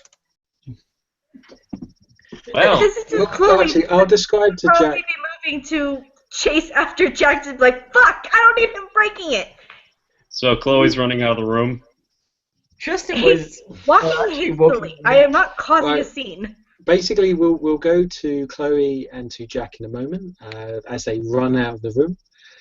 Chloe chases after this individual who seems so shit scared. Walking hastily. Walking hastily. Sorry. You don't realize, maybe you don't sense it. You don't know. You know the ability was activated, but you realize, wow, you was really scary. You didn't realize how scary you were. But yes, and we'll leave this with this individual and Chester. Well, Chester was walking away actually. I've been for a Well, while, and as the individual wanders past him, Chester will try and catch him and won't totally run, but will try to catch him, and by a bit like Emily walking hastily. I'm going to describe, because of the condition you're suffering, you give this funeral dressed fella, this Nosferatu who's jealous of your good looks, a filthy look. You give him a look of I know what you're up to. the hell is I up know with what you? you're doing. I know I've got my eye on you. Sort of look. He does need to have empathy about it because your condition is so severe. And I see this look, and I just look at him and say, "What the hell? I'm not trying to make you mad here. I'm just trying to show this guy like what we are, and he needs to come to terms with that. Fuck."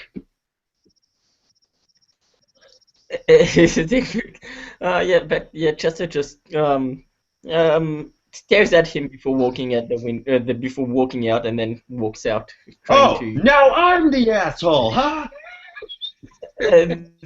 I begin. I get Antonio and Maria to start to follow me as I walk very quickly at the door. David, out of character, is it possible for me to take off this power at will? oh no. As I'll describe it to Jack, that as you leave the room, as you rush into the crowd, the new audience, as you've left the source of your fear, you've lost the condition. You're back to normal. You just seen this horrific thing, but you're normal. And we'll go to Chloe chasing after you. And I'm going to describe to everyone as they leave the room, rushing after Jack, you'll just hear laughing coming from the room you've just left. A proper. I pop my head back in the room and I say, "Would you three shut the fuck up already? I'm getting tired of this shit." As you turn back into the room, the three girls are all standing up at the edge of the table, and they're all just looking down at you, laughing. I'm flipping them off at this Stop point. laughing. They can't stop laughing at you, and they point and laugh. And one of them falls on the floor and starts pointing and laughing. And it's just this. You're lucky I have to deal with something else right now. You're lucky. I slam the door and walk off, just. And yes, Angry at this point. Fortunately for Jack, even with the condition ended, he's had enough. He's going home. He's going back to where he came from. He's now clutching the rosary beads in his pocket like a lifeline. He now understands why his sire sent him out into the night to meet other kindred. This is exactly as he was described. He needs to leave. He's got to run. He's got to go back. He's got to go back to his sire. He's got to go back. And he's still going to keep running, so I'm going to make this clear. You have to actually outrun him, which should not be a problem for you. Chester was trying to catch him too, so would he? Yeah, and now Zay is running after him too. So I've just got a mental image of the Three Stooges. Alright. I'm guessing Dex athletics. Yes, this would be Dex Athletics. Can I use my parkour? Oh, fuck, yes, yes, you may. can. That is a And I have factor. fleet of foot. Oh, and you've got fleet of foot. Oh, wow. Okay, hold on 1 second. I'm just going to get this up. I have Parkour 3. Hold on. Basically, fleet of foot pluses 1 to your dice roll. I'm just going to say it pluses 1 to your dice roll. So how many total dice am I putting? How many fleet of foot have you got? I got 1 in fleet of foot, and I have parkour 3.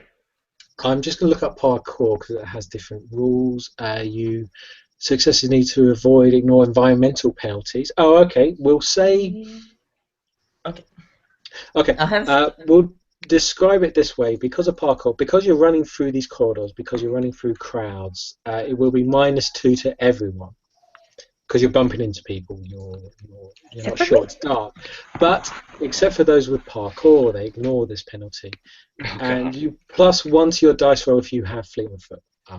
What do I roll? What was it again? I don't have. Dexterity and athletics is your I roll. only have dexterity. 2 dice. Well, and you -2, Not so it'll be too a far chance. off. I have 3 dice, so that's just a single dice again for me. So at this rate, Okay. Chloe's going to pull a Spaceballs and like, okay. Wait, I just want to make sure of my roll. roll. No, I just want to it- make sure of my roll. So for It- parkour, I just don't take that -2 when I'm in You crowds. Don't take -2, and you plus your fleet of foot, which I believe is 1. So you +1 dice to this. Okay, Fleet of so foot. 6 dice. Okay. Fleet of foot. You actually, I think. Chester, Yeah, I think you have fleet of foot What's as well, this? Chester. That's Yeah, fine. 1 but success. it's a 2-point thing, isn't it? It's as many points as you want. 1 to 3 it is. Okay, -2. So it's -2 because you don't have Parker, but you plus for each dot of fleet of foot you have. Oh, whoa. So 6 dice and no No, successes. okay. so 1 dice for me and a chance Jack. dice for our dear Nosferatu Z. Oh god. It is a failure. I need to work on my cardio. Oh my goodness. So alright, so So for- chance dice. Oh, you're not. It's not a 1, so you don't quickly fail. It's not so 10. You everyone don't fails succeed. except Chloe. I'd like So- to Chloe, know, like, Chloe, I'm describe going to as we're describe what I'm going to do. describe what you do. Describe what Hold you on, do. hold Go as on. exaggerated and Hold over the on a top second. as you wish. Hold on. One quick thing is I think right now as we're doing this chase thing is when the main exhibit actually is going on that we were told about from earlier. So as we're running through It's the crowd. starting up. It's starting up. Actually, I'm going to describe that, Jack. You're going to have to run through this main exhibit Yes. to get to the exit. And It's more of we're going to Zay. describe. Emily, you can describe your character capturing gonna- and holding down Jack, and then I will describe what actually happens afterwards as you all catch up. So Chloe's not going to chase right through the crowd like he went bursting straight through the crowd. She's going to run around and doing her dipping and dodging and continue chasing after him. And as she's chasing him, she's looking up ahead of him to see if there's like a little outlet that she can grab him and drag him into. All right. Well, it's you effortlessly catch up to Jack. Is he found out, much like everybody else, that this place is packed right now. So even as he's like no longer screaming but just trying to run, you just easily, like, just like you're used to and you've had to do before, just probably grab him by the back of his shirt and then just use the momentum to swing him into one of the many corridors along the way. As he's again struggling against it, going, no, anything, just let me go, please. You can She's see holding him blood there. tears of blood coming down his eyes. He is shaken to the core. She pulls down her sleeve for her jacket and wipes him away. Stop crying right now. He just again is just pinned against the wall. This is some Can I horrible intimidate the flashback shit to out of him and him his to tell him to older shut brother. up? Can I intimidate him to get him to stop? Yes, you can. You have to I let you roll, and you have to describe something intimidating, which I'm sure you're going to be good. So I'm rolling composure intimidation. Because of the quickness of the event, and you have to come up with it's going to be wits and intimidation. Wits? Okay. Because So it's very quick. You're trying to do this very quickly while pinning them down, while trying to such and such. So 5 dice. You can trade that for an automatic success if you wish. Sure, why not? It'll be easier. And she's just gonna be like, if you fucking break the damn masquerade while I'm here, I'm gonna fucking murder you if you don't stop fucking crying. Do you hear me? Calm down. At that point, he's just silent. Like, the blood tears are gone. He's looking at you, and he's a little more scared of you right now. But he's Yes, used those eyes to are bright you. again. Like this is what he's used to. This is taking him back to him freaking growing up, like in a bad part of New York right now. He calms. His breathing slows She's got her down. Bostonian accent. You even more. I'll give you a bonus into that. Give me a wits plus empathy right now. Got it. So, by the way, her eyes are bright, and she's got that deep Bostonian accent. Like, the more she gets pissed off, the more she gets into it. Just So putting R's at the end of every word. Q-bar. Shit, I don't have any points in empathy? What the? Okay, 2 dice. It will be a minus. It'd be a minus? Only minus Yes, one. if you're not trained in the ability, it's -1. Oh, so 1. Okay. Because with 1d. Shit. No. Oh well. She's a little into it. Yeah, She's kind of meaning it.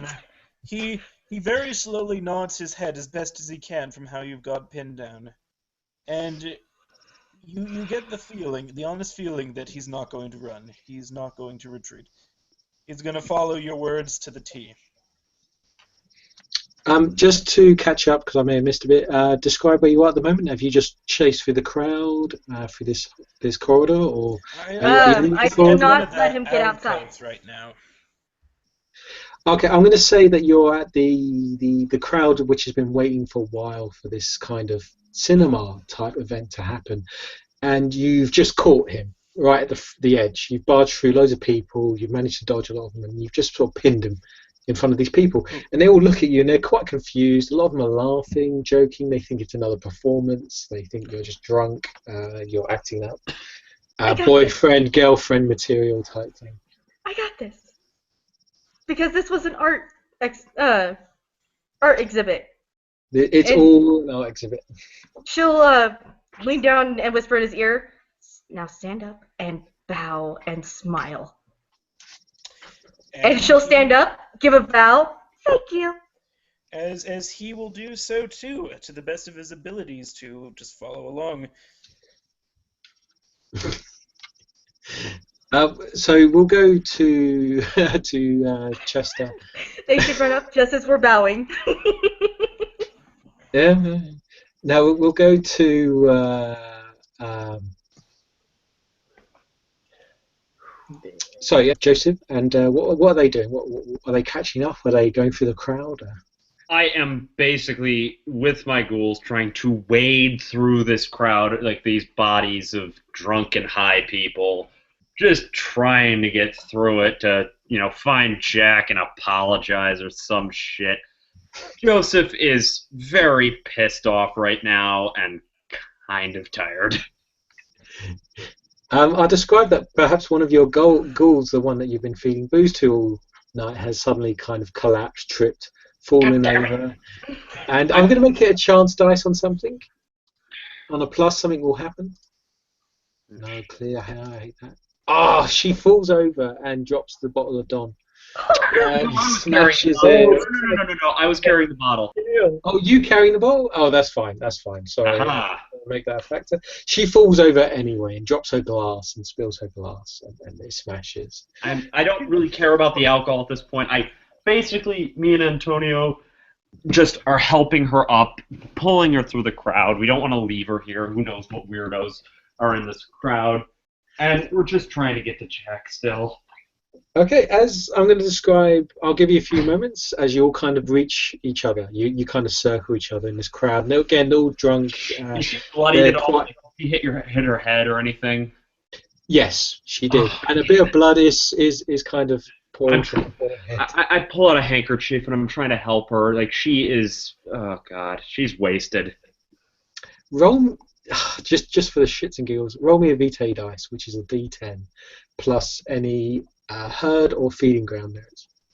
Okay. Find this here. What are feeding ground merits fall under? Would that fall under retainer? No. Feeling ground. It would just It's feeding ground or herd plus to your blood dots. Oh no. Okay. You currently have like I won't say 1 VT because that's really stupidly low. No, We'll I say- actually have been counting it. I'm up to I'm like at 7 right now. Is this from Don't past forget the scene? nightly spends too, so I'd say Yeah. maybe 4 or We're 5 going to would say, probably because be you rolled low. so low, I'm going to say 3. And because of that, as you see the blood rushing from her forehead, you're instantly, and you can smell the Dom Perignon alcoholic mixture from her forehead, which normally I'd say you wouldn't roll, but because of these events, you've just seen this and you've smelt this. And I'm going to make this just a normal composure plus resolve roll, just to see what happens. Okay. Wait, what do I roll? We'll clear out the 1 first. It's composure and resolve. And if you have 5 Composure. dice, that's just a success, I'll say. Composure, resolve. I got 4 dice. Ooh, okay. So roll, see what happens. Please don't kill me. Hey, got a 10. Oh, so to describe it, you this blood's dripping from her forehead, and she's innocently trying to tend to it, but you smell it. Oh, you instantly smell it, and it's not just normal vitae; it's that alcoholic vitae, fine alcohol vitae. It's so sweet, it's so seductive, and you're quite hungry. You don't realise how hungry you are. You're just like, and I would say even if you compose yourself, you're still licking your lips at this individual. I am helping her because with my handkerchief, I'm subtly doing this actually. The idea is that I am currently like wiping it off her forehead, tending to it, but at the same time, I'm sort of sniffing it off of the handkerchief like you would sniff ether or something. That's fine. Again, people notice you doing this, but again, they don't seem to care. They don't. Yeah, I mean, I look like an artsy bastard as it is. I know. They again, it's perfect kind of venue. They don't seem to give a second glance as you do this.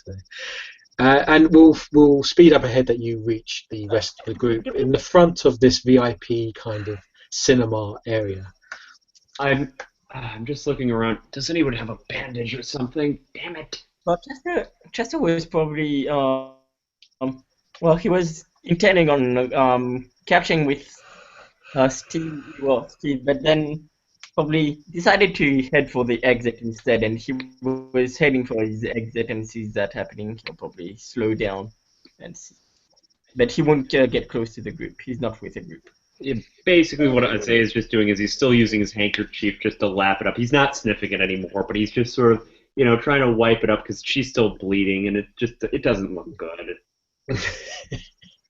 Okay, so we'll describe that Chester is held back from the group. He's kind of run after, but then decided to stay away from this Nosferatu that wants to kill him because of his good looks. So he's kind of remained hidden and cautious and paranoid. The voice is still speaking. He said, "Yes, I'm beautiful. He hates me because I'm so beautiful." But then we'll say, it's your voice, man. It's your head. These are your thoughts.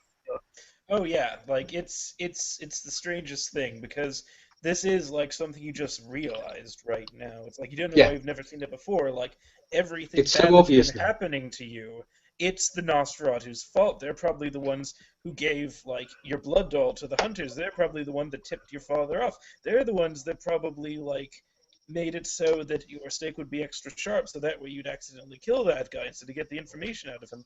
Like they're the ones who tipped Adriana to like blab about what happened on the cacophony. It all comes back to them. They hate you. You don't know why you didn't see it before. God. Other than that insanity that's happening, I just looked at Chloe and said, "Do you have a bandage or something? She's bleeding out here." She's still smiling, bowing to the crowd, but her eyes are just like, don't worry, I'm going to talk to you in a minute, too. No, I don't. Sorry. You might want to see the barman, though. She does look in bad shape. You might want to take her home. I give her a little glance to say, "Jack, sorry, you had to know, and I am leaving. Good night." He basically just trudges off angrily as he gets finds one of the bartenders and grabs a bandage. before Jack looks... Oh, sorry. Please continue. I'm going to describe this interrupts you all as you're all kind of present at the front of the audience, the front of this VIP area. You push past loads of people, but again, they don't seem to care.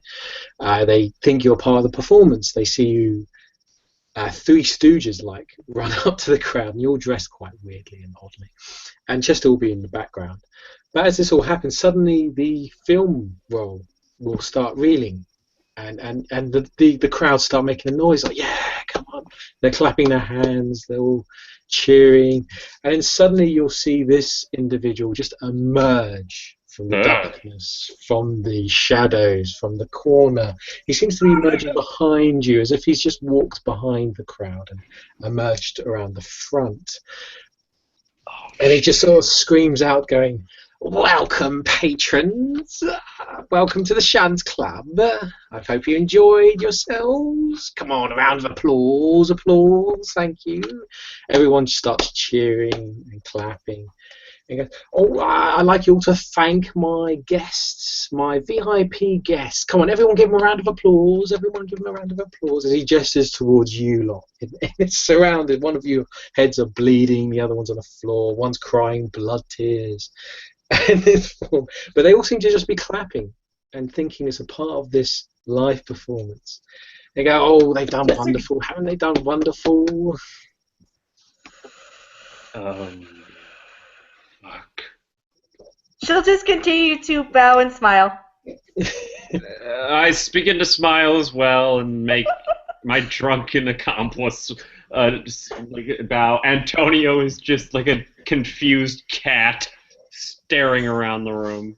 Jack, as much like Antonio, as he'll just be shrug and then just like bow, looking really awkward while doing so. Chester just has his arms crossed and he's glaring at the bunny. Yeah, just has seen this before, and he knows the bunny's a fucked up individual. The bunny He didn't realise is back. Don't forget, and hates him. And hates him. He would normally be laughing his ass off, but right now he's like, "Fuck you, buddy, I don't like you." No. And the bunny's like, "Oh, yeah, give him a round of applause. Yes, give him a round of applause. They did so well. They performed so well. I've not laughed so hard for many a year." But they've inspired me, folks. They've inspired me, folks. Do you want to know next week's venue? Next week's theme? You'll get a preview. Do you wish to know it? Can you guess it, folks? And the crowd are like shouting random themes. Oh, Star Wars, sci-fi, fantasy, kids from the block. Three Stooges. They just shout those ones. And the bunny rabbit just claps his hands, going, "I present you with next week's theme for the Shunt Club." And he claps his hands. And a projector starts rolling and starts going and filming. And then suddenly you see before you on the big cinema screen that is presented. Oh, for God's sake. The big cinema screen that is presented. Hold on, the picture's not loading for some reason. Yes, the big cinema screen that is before you.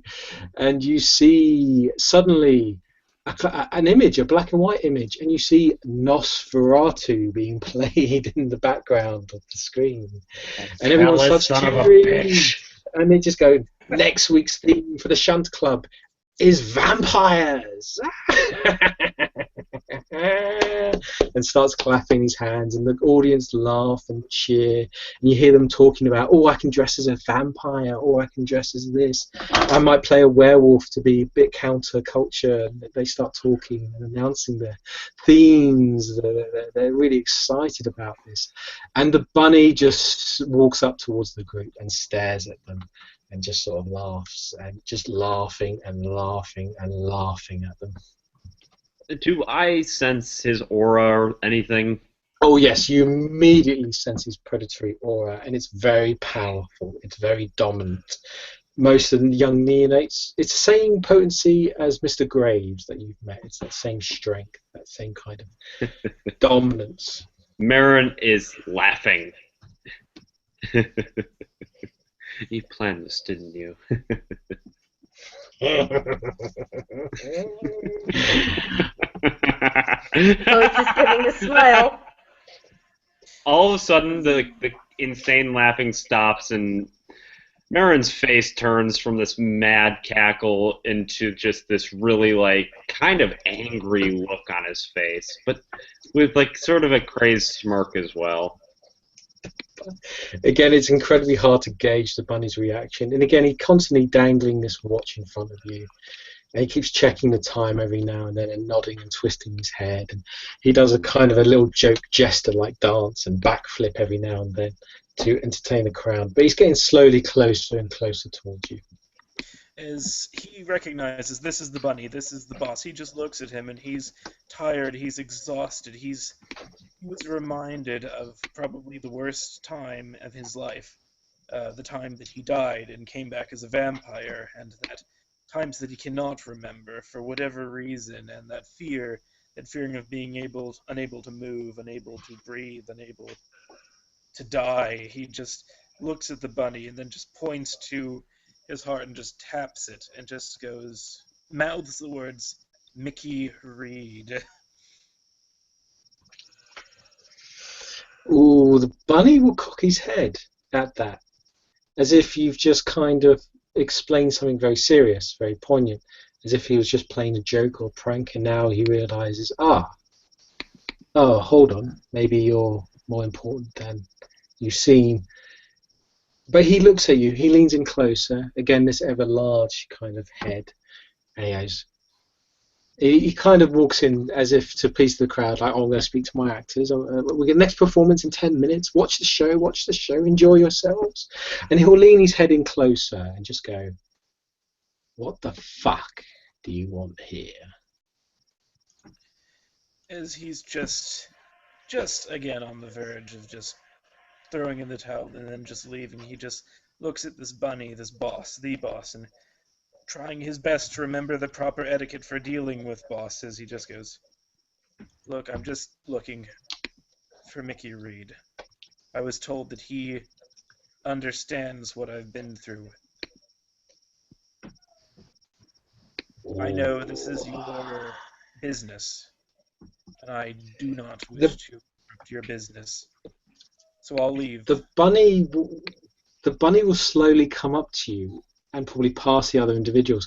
And again, he's got these white gloves on, and he slowly touches you on the shoulder and starts stroking your face and going, shh, shh, it's okay, shh. And he raises his hand up your chest, under your shirt, and starts feeling your chest. And you can feel him poking the holes and the scars and the bumps along your ribcage, and just go, shh. Yeah, Jack will wince at that because it still does hurt when somebody pokes at it.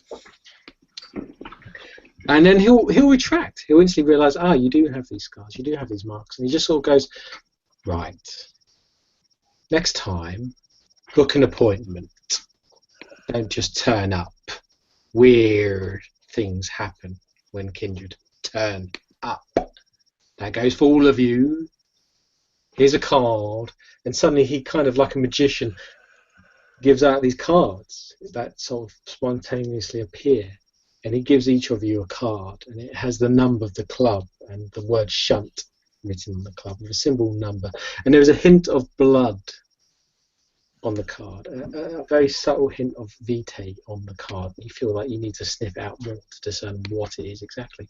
And he's like, book an appointment if you wish to visit. If you don't, you're fair game. Understand? As Jack will nod and say, sorry, boss. Life of a goon and all. Chloe will nod. Understood. Zay nods, stops laughing, and begins to try to bandage up his ghoul very quickly. I accept your apology, but know this, I'm kind in regards to these sort of things. You've been warned. More respect should be shown. Otherwise, we like to play with you young things. Or I have all sorts of naughty thoughts.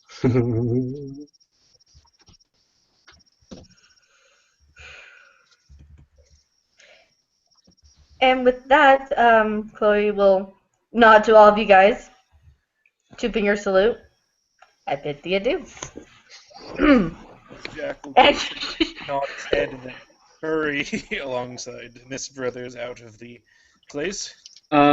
Zay is basically just bandaging up Maria, but as this happens, Jack, when you get outside, at this point, I don't know what you're doing out there, but someone taps on your shoulder, and when you turn around, it isn't Zay, but it's his ghoul, Antonio. And he's just sort of standing there like, listen, Jack, I'm sorry about him, Marin. He's not right in the head sometimes. Sorry if he scared you. Nosferatu shit. They do that. I'm just sorry, man. He's not a bad guy. I'm just trying to say that he's sorry. He might not show it, but he didn't mean to frighten you that bad. I mean, he's done that to us before, but it just does it. Ezio just sort of raise his hand and say, I understand, Jack.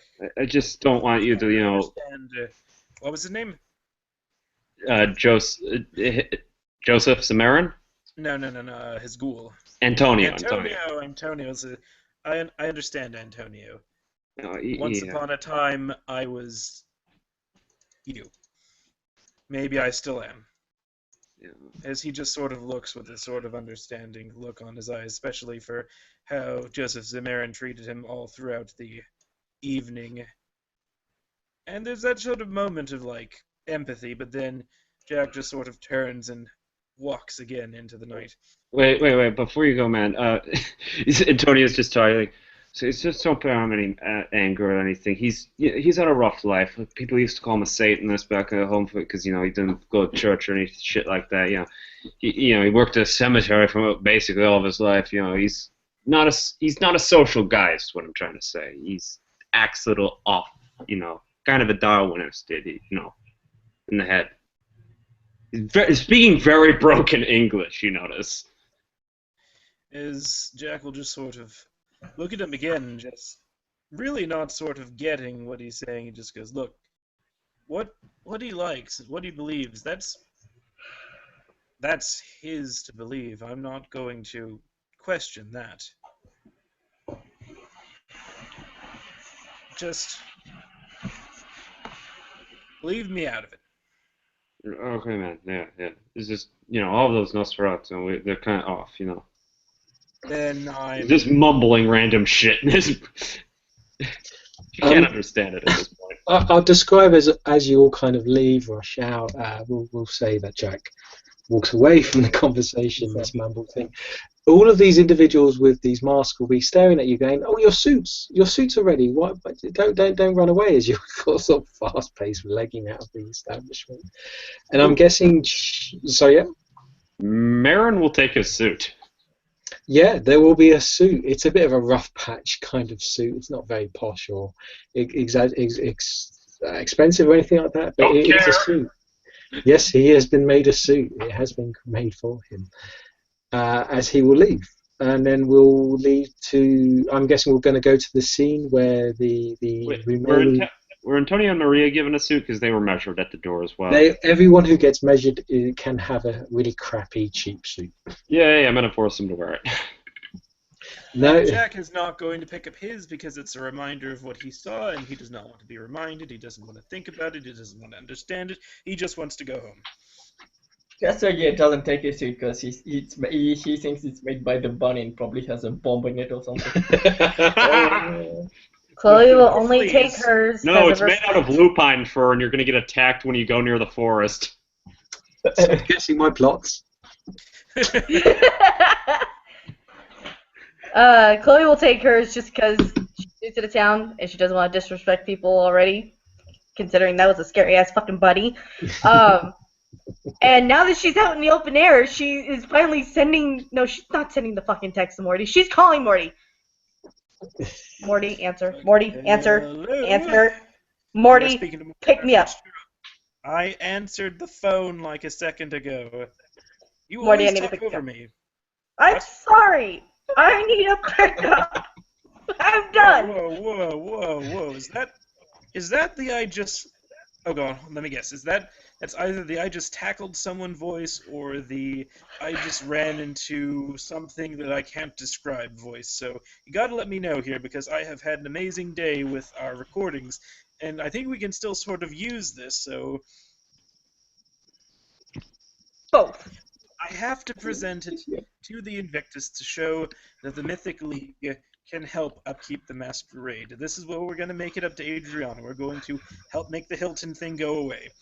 Morty, it's been both tonight. Please come get me. Oh, okay. All right, I'm on it. Coming. Wait, where you are. Wait, where are you anyways? The shunt. Oh, I always wanted to go there. How is it? No. Just hear the bunny cackling in the background. Morty, Chester will now. tell you. 5 minutes. Well, so we'll zoom into one Chester Hill who has remained in the club, who has actually worked at the club for a few weeks. And what is he thinking?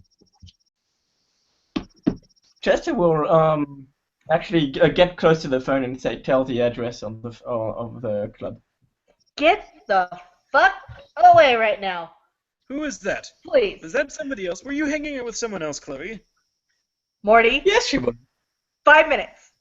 Who is Hill, who is that? I- Hill? Who? Hill? Who's Hill? I Look, still look, have half a hold on a bottle of second. Jack in my hands, Brian. and I've had twice tonight. I am like Mary- 5 seconds from hitting anybody in the mouth right now. Marin pipes up at this point. Hey, get that tire iron away from me, hell. Fuck off, asshole. I'm walking. I will tell you where I'm walking to and what intersection I'm walking towards. If you're picking me up on the go. And she starts walking off down the street. Just like, You just no. hear screaming in the background as Marin is running away from Chester Hill because Chester is trying to attack him with a tire iron. What? What? What? Chester's looking at you oddly. He's not attacking you with a tire iron. Yeah, attack you. Not yet. I was going to say, I really don't want to throw my bottle of Jack. Chester's just trying to get away from him right now. If Chester's going to engage more, and if he sees the Nosferatu, he will probably maybe do. Just saying, It's going to get back. in my head canon, he's holding a tire iron just to protect himself for no apparent reason. Metaphorically, yes, he may be holding a tire iron. Metaphorically, it's an invisible fucking tire iron. Yep, He's metaphorically. just staring at him, and he's just pretty much staring at him. And if he tries to get closer, Chester will walk away. Morty, 5 minutes. Hangs up the phone and she's watching the two. I'm running On at the this other point. line, it's just beat. Did she just hang up on me? I'm Brian, running away. Get the She fucking hung up car. on me again. As I run past Chloe, I say, "Have a good night. I'm getting away from from Chester. Something's up with him." You're friends! Right. Unless you go towards Chester, nothing happens. So we'll describe. Oh, is people there? Okay. We'll describe that. Yes, Jack runs off. Chloe, you're running with your mobile phone, saying, "Pick me up, pick me up, pick me up, pick me up, pick me up." So apparently, yeah, Chloe would hang up on Morty just like, you have 5 minutes to come get me right now. Okay. Because he probably heard the comment of, I'm 5 seconds from hitting somebody in the mouth. No, it is London Bridge. It's an obvious address. The station is right in the open. He can easily pick you up. He knows where it is. So we'll lead to the sorry, Joseph. Huh? What? You're away from the Shunt Club. Is Joseph going away from Chester? Yeah, he's running basically, like running as fast as he can while trying to get Maria out of there because he saw something in Chester's eyes. That's totally fine. You decide to kind of storm out of the club quickly, and then Chester will say that you're outside or just by the entranceway to the club. And of course, the bouncers know you, the staff know you. They don't give you any second looks, but they will lean over to you. One of them will lean over to you, going, "Your friend's okay? They seem fucking mental, mate." And he'll look towards where what's his name? Z1 goes. He's not my friend. The girl he's with there. You look after her, and yes, the others. I think they're all right. Well, It's fine. All right, mate. I've seen weirder things, but whatever. He kind of the bouncer kind of walks off, going back to the crowd control. Does Chester do anything else, or does he proceed to leave? Or? Yeah, he'll start leaving. Okay, so I think we can happily end. I'll say he watches where Chloe goes. I'm guessing Morty He'll probably pulls watch up. where Chloe goes and then. Oh yeah. Off in the distance is Chester's watching. It takes about, I'd say, probably 10 minutes though, so he might be waiting, or he might have called a cab, and the cab might be pulling up as a bus that once upon a time might have been a sort of, not a bus, a van that once upon a time might have been painted sky blue with a lightning bolt upon it, saying "Revolution." It was red. Pulls up, red. Pulls up, except this time in this iteration, it's painted white with this sort of storybook or story tale like characters on it, and sort of bursting from this open pages of dragons and unicorns and knights charging into this distant setting sun with the words Mythic League on the side of this van. The doors to the van will open and Chloe can just jump inside. She throws the suit inside the van and jumps in and climbs into the passenger seat. It was just like 5 minutes. I'm okay. I'm not gonna punch anybody in the mouth. And she's got half that jug of Jack in her hand still. Alright, as the van begins to speed off, the door closes and the Mythic League mobile goes off into the night. Chester will watch the Mystic League mobile from his car, and then he'll drive to the Golden Wine Bar to his table. And how do we leave Joseph? What is he thinking as he leaves? Just thinking that, oh God, what is going on? There's a man in a bunny costume. The guy that was nice to me now has some weird look of a killer in his eyes, and some fledgling couldn't stand seeing what a Nosferatu really is. The fuck is this world coming to? I'm going to bed. Okay, and we'll happily sort of go to a nice side thing for that with our dear Joseph C. Marin right before we end the scene. As you return to, I'm assuming it's the Travelodge where you're staying right now. Yeah. Is it the Travelodge? All right. Yeah. You'll actually Travelodge bathtub. Go to basically return to your room. You will notice that the not concierge, but one of the people has left a letter that was delivered to you. It's handwritten and is addressed to someone named Joseph Z. Marin. And as you open it, there'll be a letter inside that reads essentially, Dear Mr. Marin, I have heard of your arrival in the city, and I would like to welcome you on behalf of our clan. I have heard tales of your exploits in Spain, and I have also heard of your interest and connections. If you are available for tea, either this evening or the following, please come by in the addresses listed below. And then we'll say, Sincerely, J.D. J.D. Oh, I'll have to go see them tomorrow evening. Time for a good old tub. Basically, Zay at this point, he tells his ghouls to just go get some rest for tomorrow. He will be meeting with someone. Goes in the bath. Actually, right before that, even though Maria has gotten a head wound, he smells that blood. And he just can't hold back anymore, and he just. Not even with any with any finesse. He just bites her, and she's used to it at this point.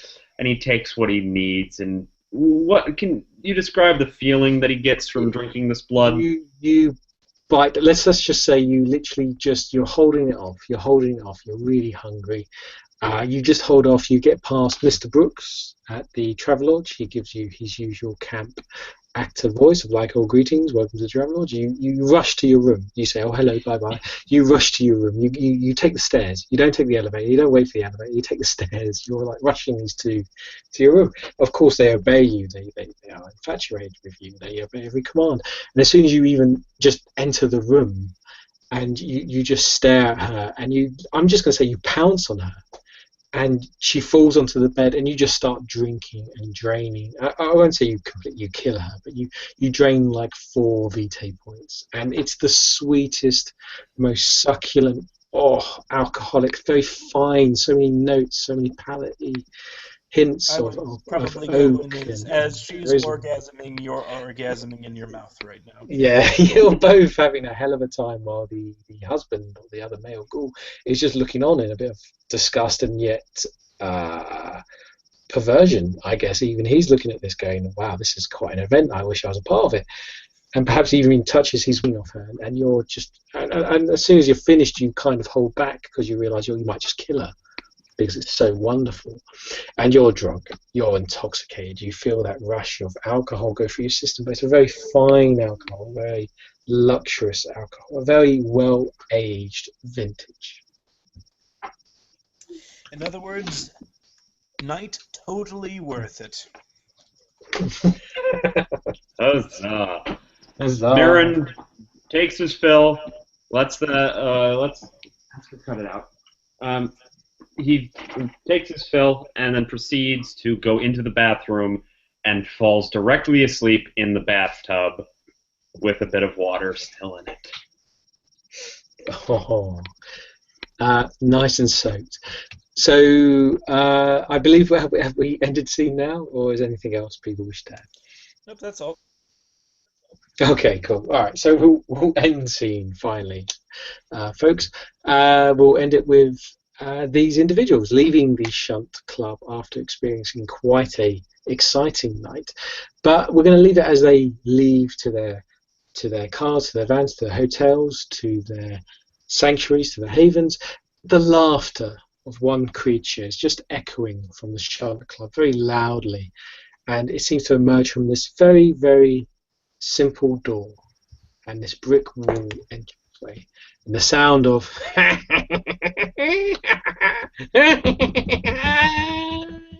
just echoes and echoes. And with that, we will end scene. Thank you for watching, folks. I hope you enjoyed it.